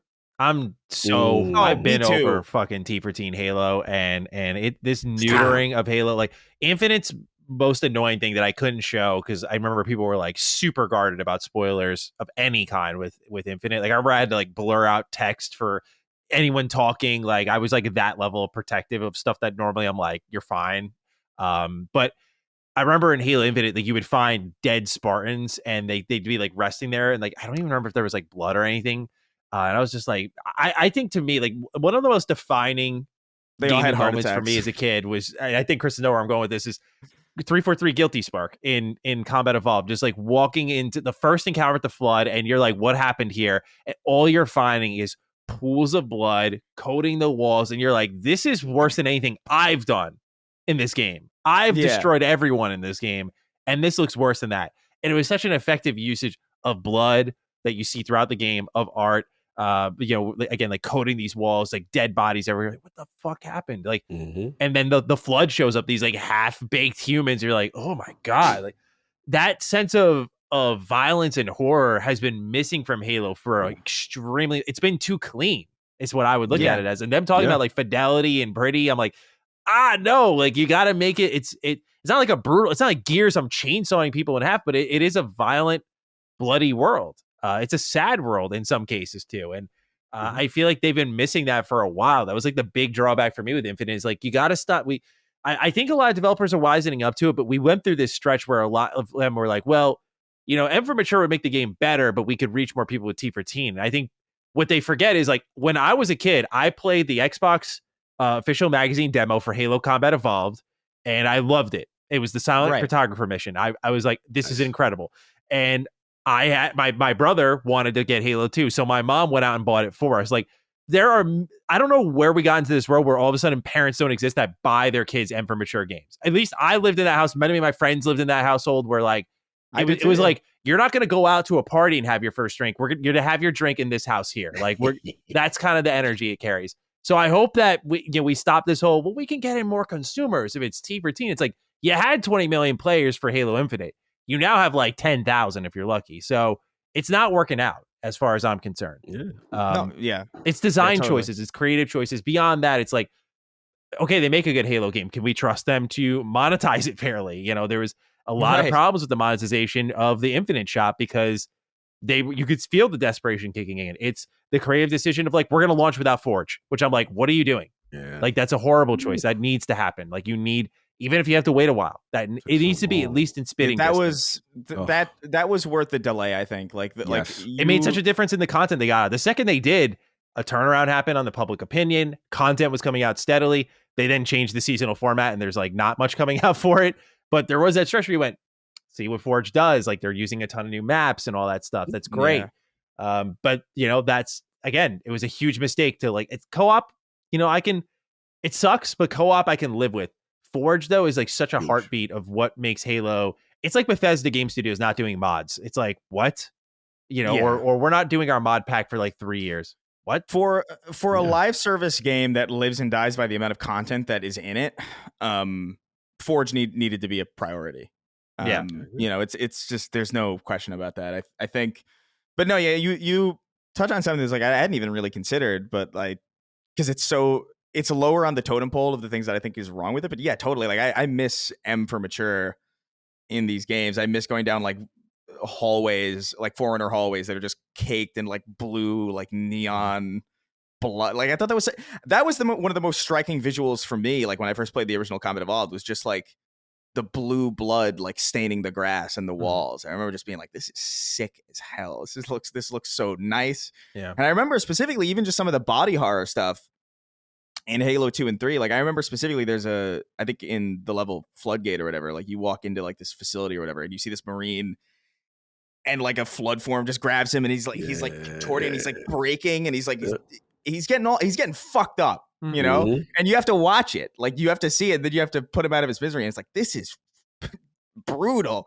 Yeah. And there has not been a single lick of that brutality. In any of the 343 games, really. Like I think in Halo 4 there was like one little bit where like this doctor lady gets like evaporated and you see like her skeleton and shit. It's like, okay, cool, dope, some stuff. That game was rated M for mature, I think, if I remember correctly. But you were also fighting robots most of the time, so like, I don't know what the fuck. Like I don't know how to, whatever. Yeah, no, I agree. I think that adds a different layer to it, right? We wanna evolve 100%. this thing into more modern sensibilities. And for me, I think I'm in the middle because it's like there's a part of me with the Halo Combat Evolved Remaster thing that I'm not interested in because I'm like, kind of did that already. You know what I'm saying? I know it's going to look good, right? But unless you do real modern things and you add some, flavor to it. And the only reason why I would even accept it is if that helps the team get familiar with UE5, right? If that's like, okay, this is the warm up before we do something else and we have to get familiar. Okay, fine. I'm not really interested. What I am interested in is we talked about Halo Wars 2. I still love the Atriox character.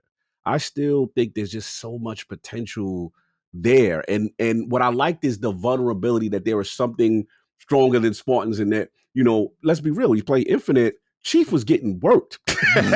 Like, I like that. Like, I like that, the idea of a quote unquote mini Thanos running around, you know what I'm saying? Like, roughing things up. So there's a part of me that's like, I don't want that completely to go away, but I'm willing to compromise with like a half, soft reboot if possible. But I want that there. Also, I'm a big Locke fan. I just want to know what the hell happened. Like this was part of the marketing campaign. I know, dude. I remember seeing dude, for a while, because Infinite was so sparse with the information that they gave out. Obviously, because the game was in turmoil behind the scenes. Mm-hmm. But I remember when they had like that Locke figure leaked, where he was like all busted up and I remember no, it was like a brute with like Locke's helmet. Brute with his helmet. Yeah. And I remember thinking like, oh, that's sick. I'm actually curious to see like, oh, are we gonna run into him in the open world? Is he gonna have like a whole like, maybe he's gonna have like a quest line or something, or maybe he's gonna be like defending. It's like, oh, cool.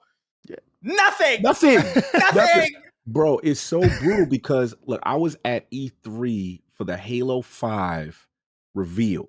They had a whole marketing. You remember like the trailers would be like the conquering hero, and he's standing over Master Chief. They would do two perspectives, one from Spartan Locke standing over. Like it was like they made it seem like it was this whole who's the real one, who's betraying. Yeah, like a who done it. Yeah, it was dope. None of that was in the game. None by of the it. way.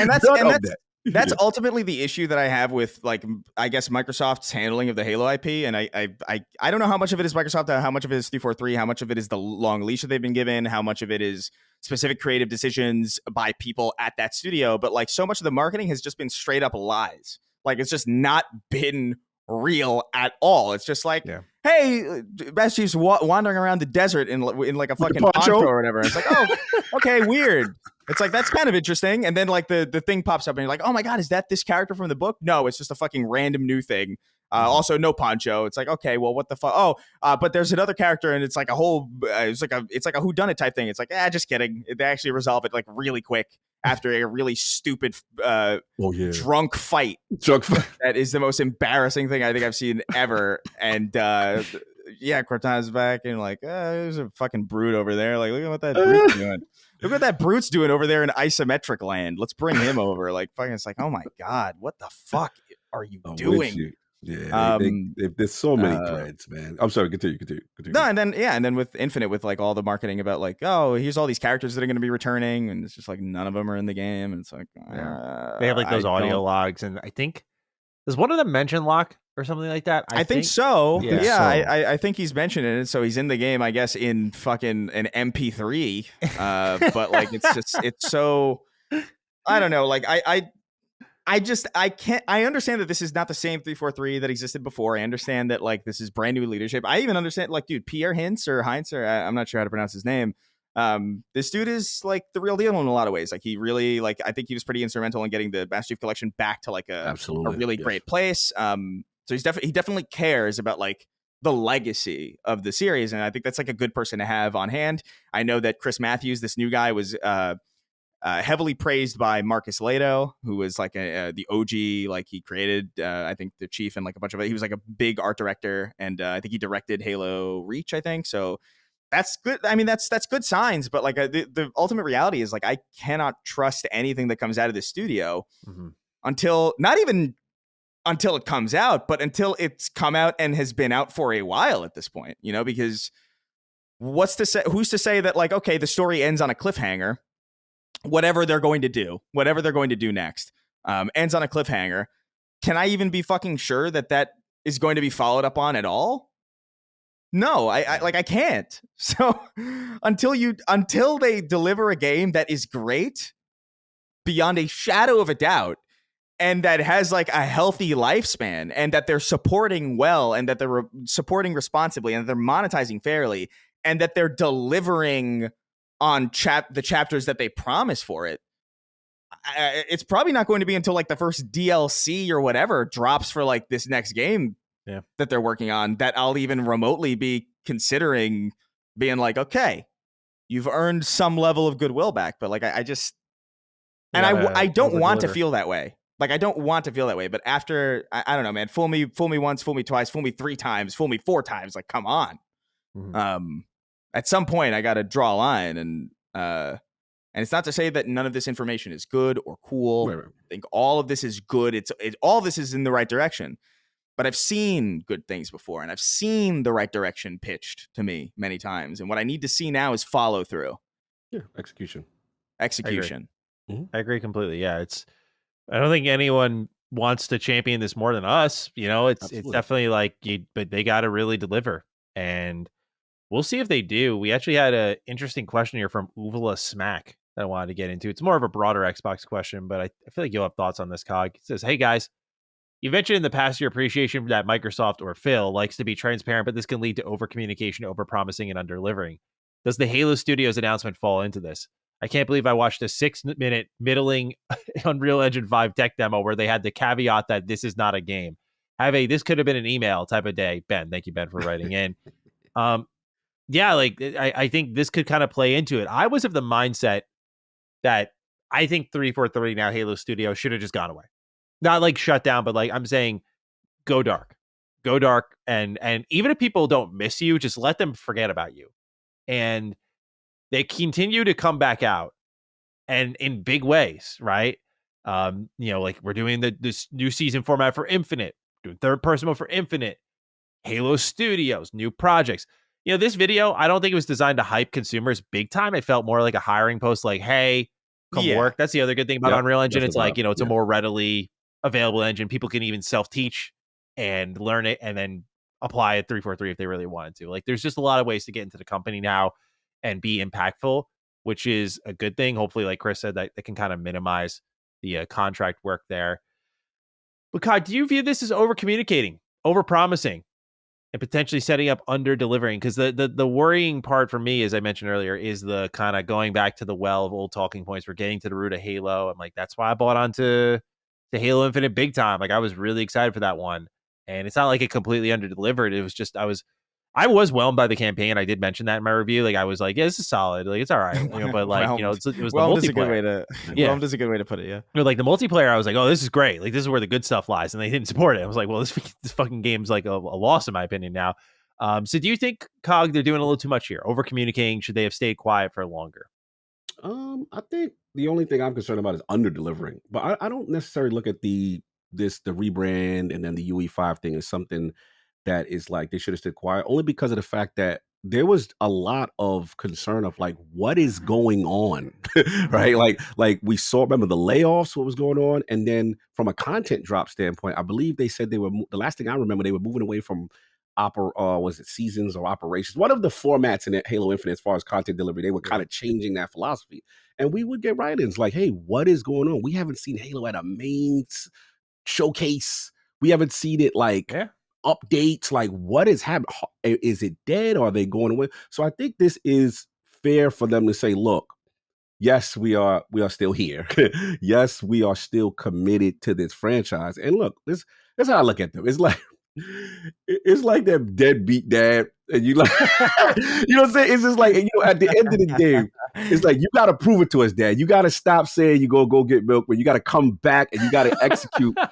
That's what this is. So for me, I have to allow Dad. I got to give Dad the opportunity to make this right. And at least this time, I'm seeing core issues that I had with you, with your damn engine, how long it takes. Like, I'm like, okay, cool, this works. Contractors, okay, cool. UE5, the universal engine. Oh my, and we can't front. UE5 is fidelity. Come on, like we have to admit, even though we say that that's not the core of what Halo is, it is a beautiful, beautiful looking engine. So I like that. Then I'm like, okay, this helps with porting. You know what I mean? I like spinoffs. All right, now am I going to get gassy, Dad? You still got to prove it. You still got to deliver a great game before we put you back into the family. You know what I'm saying? But I do like the idea of get the stench off. Like there was so much wrong. And I think the last point I'll say is this is ultimately going to come down to the leadership in the building.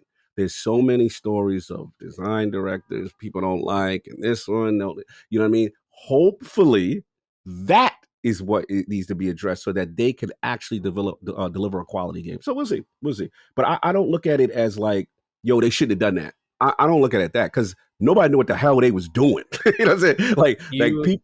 Did you catch that they mentioned at the end of the video that Pierre was like, people, the difference is people are starting to buy in. Like he kind of almost addressed the rumors of like that. Remember how we read how like 343 was factioned and he was like, they're buying in now, which I can attest to. Like buy-in is a huge thing, right? There's a level of like, you can have all the talented people in the world, but if they're like mentally not like, we're in and we're going to do this right, we're going to do this well, that is a huge difference maker. It could be lip service, but did you catch that? Because like, it seemed like that was a pretty direct statement against like, we're split, we're separate, we're not working together. And it's like, no, everyone's bought in. Like, this is what we're doing to make it look great. Yeah. The problem to me has always been the culture in the building. Like I know, I have sources closer to the situation and they would go in. They were just like, look, some people don't have any empathy. Some people don't have any leadership skills. When you hear the reports of the earlier design team feeling like they were siloed off and the campaign team feeling like they were siloed off and stuff like that. This is horrible culture from the top. You know what I'm saying? That needs to be fixed. So hopefully those who have been removed, and hopefully this gets them back on track. That's the thing. That's the only thing I'm looking at. Because ultimately you have to, sorry for the noise. You still have to put a lot of, quality leadership in place to be able to deliver. Absolutely. Chris, any thoughts remaining on Halo and this whole situation with now Halo Studios? I think they're doing all the right things. I think from what I can see, I can't really fault any of these decisions. The switch to Unreal, the studio rebrand, the change in leadership, the people specifically applied to these leadership positions, I think are great choices, or at least come highly recommended from people who are really instrumental in Halo's success. I think. I think it's all good. I worry about maybe the focus on graphical fidelity in this video, although that might just be lip service about the engine and like who the fuck knows really. But I'm just kind of in a wait and see kind of mood with this, where I'm just not going to buy in until I see something that is until I see proof that they can really deliver. I'm rooting for them. I want them to do well, and I think they're taking all the right steps right now. But am I going to pretend like I don't have like this weird like cynical shadow behind me that's going to be like, what are we going to hear in like 6 months? Like is like, oh, director Pierre Hines leaves. You know what I mean? Like how many times has that happened? Like Joe Staten's back. Staten. Like, just Staten kidding. Leaves. And so it's just I don't know. It really is just like I'm waiting for the follow through. Now I'm cautiously optimistic, but you don't have my built-in trust like you once did. That's fine, but you got to earn it. And that's really the long and short of it. Yeah. 100%. I think you said it well. I think that's where everybody is. Like, all right, this sounds good. You're on the right path, but gotta prove it, bro. And I would be ecstatic. I would be ecstatic to be wrong. Absolutely. I would love it. Never have I wanted to be more wrong than I am currently. Yeah. But we'll see. I'm pretty much in the same boat. Although I don't know if I would label myself personally cautiously optimistic. I don't really feel optimistic about anything involving 343 right now. Of course, even with different leadership, I'm curious if the culture has really changed that much. We know they got hit pretty hard with layoffs, so certainly the window's open, but they're hiring up. I'll keep an open mind, but I don't really feel too excited about this until they show me otherwise. No doubt that I'll say it right in advance that Halo Combat Evolved anything will get my attention, so they're already on the right path with that. But when it comes to their next mainline game, I am just infinitely, pardon the pun, curious on what decisions they will be making with that game. And it's just for a lot of companies that are kind of losing their way, it's a lot of usually just getting back to like particular quality measures. But with 343 getting so far away from what makes Halo good in a lot of ways, it's really highlighted just how difficult it is to make a good Halo game, because it's many modes, it's a particular style of multiplayer, it's a great, well-written campaign, it's a particular style of music, it's a custom tool that you can allow your community to make stuff and upload it, and then you can put that into your game. Like, so much that goes into it, dude, so much. But if I start to hear things from them like we're gonna have Forge ready at launch, and like there's things they start talking about with the story Feature are complete. positive. No, but even then, it's just like split screen is going to be in every Halo game after this, and it just wasn't. So like this is kind of the thing. It's like the things that they say mean so little. That's fair. Why'd you have to shoot me down to earth like that, man? I was getting on my positive upswing, but you know what? You're right. Fuck it. It's lost. It's lost. This game's gonna suck, man. Deliver. I want you guys to deliver. If anybody's listening from the studio, like I really want nothing but the best for that studio. Absolutely. And I would love Halo to be a big name again and to thrive again, but you gotta deliver, man. I just hate that as a sentence. Big name again. Like, what the fuck? What happened? Yeah, it shouldn't have gotten this to this. This is horrible. Yeah. Sorry. I just I know you're the bigger fan of the two of us, Chris, but it's just so frustrating to me. Oh, it is. Oh, believe me, I'm seething. That's me right now with Bethesda. I'm like, what happened, man? What happened? Oh God. All right, gents. Well, great talk. It's time for our Game Pass pick of the week. So, Chris, if you'd like to say goodbye or threaten the audience, whichever you want to do on the way out, by all means. Otherwise, we'll move on with the show.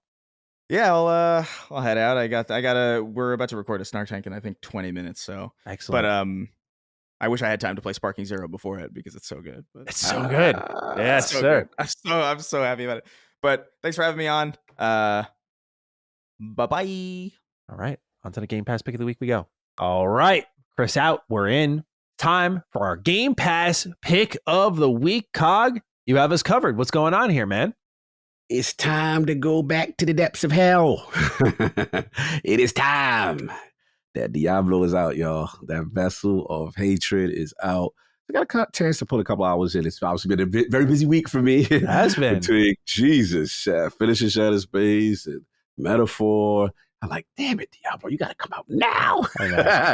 But look, y'all got to get back on Diablo, man. And look, as a person who liked the first game, and the main game, and one thing that really drew me to it was the fact that they had that story beat, the whole story. Lilith, saying that what happens at the end, and Lorath, and Narelle, and all that stuff.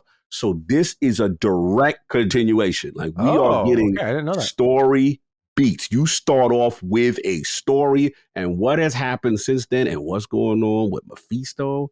And it's crazy. It is some sick, twisted, dark stuff. Now, I will say about 4 or 5 hours in, I'm not going to sit there and say that the story is better than the base game, but at least, this is what I like Diablo for. I like playing it for the story, and I like advancing and stuff like that. But I got to jump right in, man. The Spiritborn class is fire. Tell me about it. I didn't know that there was a new class. New class, bro. So it's more melee build, but like, it's basically like, I would say like a shaman, but it's like think of a martial artist with a glaive, but with like, now you pick all these animal entities. So you'll have like this right now. I got the centipede, and the centipede, everything I do with the centipede is poisoning. These green hues on the ground, and I poison people. They've got blue with the eagle and long distance stuff. They've got the gorilla, which is a lot of powerful physical attack, shock. I hit the ground, send shock waves out. So you have these abilities that use animal powers, and you can build into any one of these 5. And the skill tree is deep. Now, the quality of life stuff is tremendous already. There's so much they've added. I'm like, damn, I've been away. Like, I can't believe it. But my understanding, also raid mechanics, there's going to be in there a lot of end game stuff. So right now, as I'm going through the game, you're still on that main map at first, but then you get sent to another location. And it's sick. It's sick. I'm not even gonna hold you. So I know it's early, but we got more biome diversity, kind of like almost like a jungle kind of vibe, like deep jungle, dark kind of stuff. Okay. absolutely love Spiritborn, man. It is a worthy new addition. So look, Sweet. I will get back to it. This will be the game with the homies, you know what I'm saying? Because Destiny, I was able to blaze out. They did this short burst mode, so I can get knock all that stuff out for the season. So now I can focus on Diablo, get this thing going out. But I want to play some more because I want to get you guys more of the intricacies of endgame stuff. And what I'm hearing is that's where it's really improved. Shout out to, I got to do a soft plug here. Shout out to my man Mahmoud, who was editor-in-chief for Lords of Gaming. They reviewed it because I was worried. I was like, yo, what's the vibe? He's like, nah, this is good. So it's in that 8.5 kind of range. And here's the thing. From what I'm hearing now, Diablo's going to be doing this for almost every year or kind of thing. Yeah, like it's going to be the cadence where we're going to get See, I like the major story expansion. Keep going on if possible. So hopefully this is a yearly thing with them. And look, it's in Game Pass. If you missed that, if you haven't played Diablo now, please play the base game. Please. Diablo 4 is really good. You know, I know there's debate about endgame and whatnot, but I guess if you're like Cog and I, it seems, where we just play it as like simple action RPGs that have like really interesting narratives, I think you're going to get something really good there. You know, there's still very few action RPGs that feel as good as Diablo does. I will say the one that's kind of I'm holding my interest on is Path of Exile 2. Yeah, that's supposed to be the killer. Yeah. That's the Diablo killer. That's supposed to be the killer. I heard about that one. Yeah, shout out to them. I played that. That was really good. Especially compared to the first one. Like, it looks like a complete level up. It's crazy. Yeah, they're outside. Yeah, Diablo got to stay on their game. So look, again, I don't want to get into the intricacies of, you know, did the builds. And, you know, I know the hardcore, there's people that are hardcore Diablo players. I want to be respectful to you guys. You guys will tell me if they met the mark on the end game and the meta and the stuff that people had issues with. But I can talk about for me from the casual perspective as a person who liked the first one, loved the story beats. Now I'm getting more story beats, a new subclass. I'm getting companions. I'm getting all these dope things and quality of life things and runes, and it's really dope. So I'm excited right now. I'll let you know once it is beaten what's my overall thing, but so far so good. I'm really liking it. So that's the Game Pass thing. Get on that Diablo 4, that vessel of hatred. Excellent. All right. Mm-hmm. There you go. Game Pass pick of the week, Diablo 4 with its Vessel of Hatred expansion. And with that, Cog, we wrap things up now. That is the end of our lovely little show here. Yeah. Episode 197 in the books. Any thoughts as we wrap this thing up, sir? Yeah, good one. We had Ray Gun in here, you know what I'm saying? Talking some Halo, talking about what's going on there. We had our Come to Jesus moment with Shadow's face. We had that real talk. Throw it together, man. I'm glad I'm not alone in this. That's all I care about. I'm not alone in this suffering. Yeah, we had your back on ILP because after, like I said, we played it, and me and Ang were like, yeah, we got to talk about stuff that Maddie said, and things that we definitely agreed with on a lot of levels. So that was cool. But yeah, I don't know where we want to go. You want to go because I guess it's a Halo themed one. Halo theme for sure. Yeah. Let's see here. It's got to be something Ray Gun inspired, right? Like, I know. Is DD Craig? Is that like? I don't mean it as a mocking way. Just I like what he said about the Craigening. Like I thought that was a Craig moment. I just thought that was funny. I liked it. I don't think we ever did anything with Craig. Craig DD, yeah. I mean, DD Craig, one of the two. Yeah. We never put Craig in anything. Yeah, let's do it. DD Craig, ladies and gentlemen, you got this deep. You let us know down below. You can use the hashtag in the comments, DD Craig. Let us know your thoughts on the episode. Otherwise, if you want to tag us on social media, chat with us there. I'm at GT7 Status. Cog is at Lord Cognito. You can tag us there with the hashtag DD Craig. Let us know your thoughts on the episode. Cog, that's it for us. Great episode as always. Ladies and gentlemen, we'll be back next Sunday or Thursday, depending on where you're listening to us. Again, patreon.com/laststandmedia, link down below. But otherwise, let's go Mets. Hopefully, Cog, we're going to exit this show to a W. If not, we're going to look really foolish come Sunday. But you know what? I'm acting confident right now, right? Got to keep my chest out. Got to keep chest literally. out. Down 1-0 as time of recording. Oh, but, really? Yeah, down 1-0. I was just 0 when I checked. Yeah, we the fourth. We the bottom of the fourth as of recording right now. But it's early. It's early. Okay. It's early. No worries. All right, ladies and gentlemen, we got a Mets game to catch. We appreciate you immensely, and we will see you next time around with episode 198 of Defining Duke, a Xbox podcast. Peace out. Defining Duke, an Xbox podcast, is a product and trademark of Last Stand Media and Collins Last Stand LLC, and is recorded from the United States of America. The show is conceived by Matthew Mr. Matty Plays Schroeder and me, Colin Moriarty, and is written and produced by Matthew Schroeder. Maddie's co-host is Barry Lord Cognito Eversley. Defining Duke's executive producer is Dustin Furman, and the show is edited by associate producer Ben Smith. All of Last Stand's theme music is by Ramon Narvaez.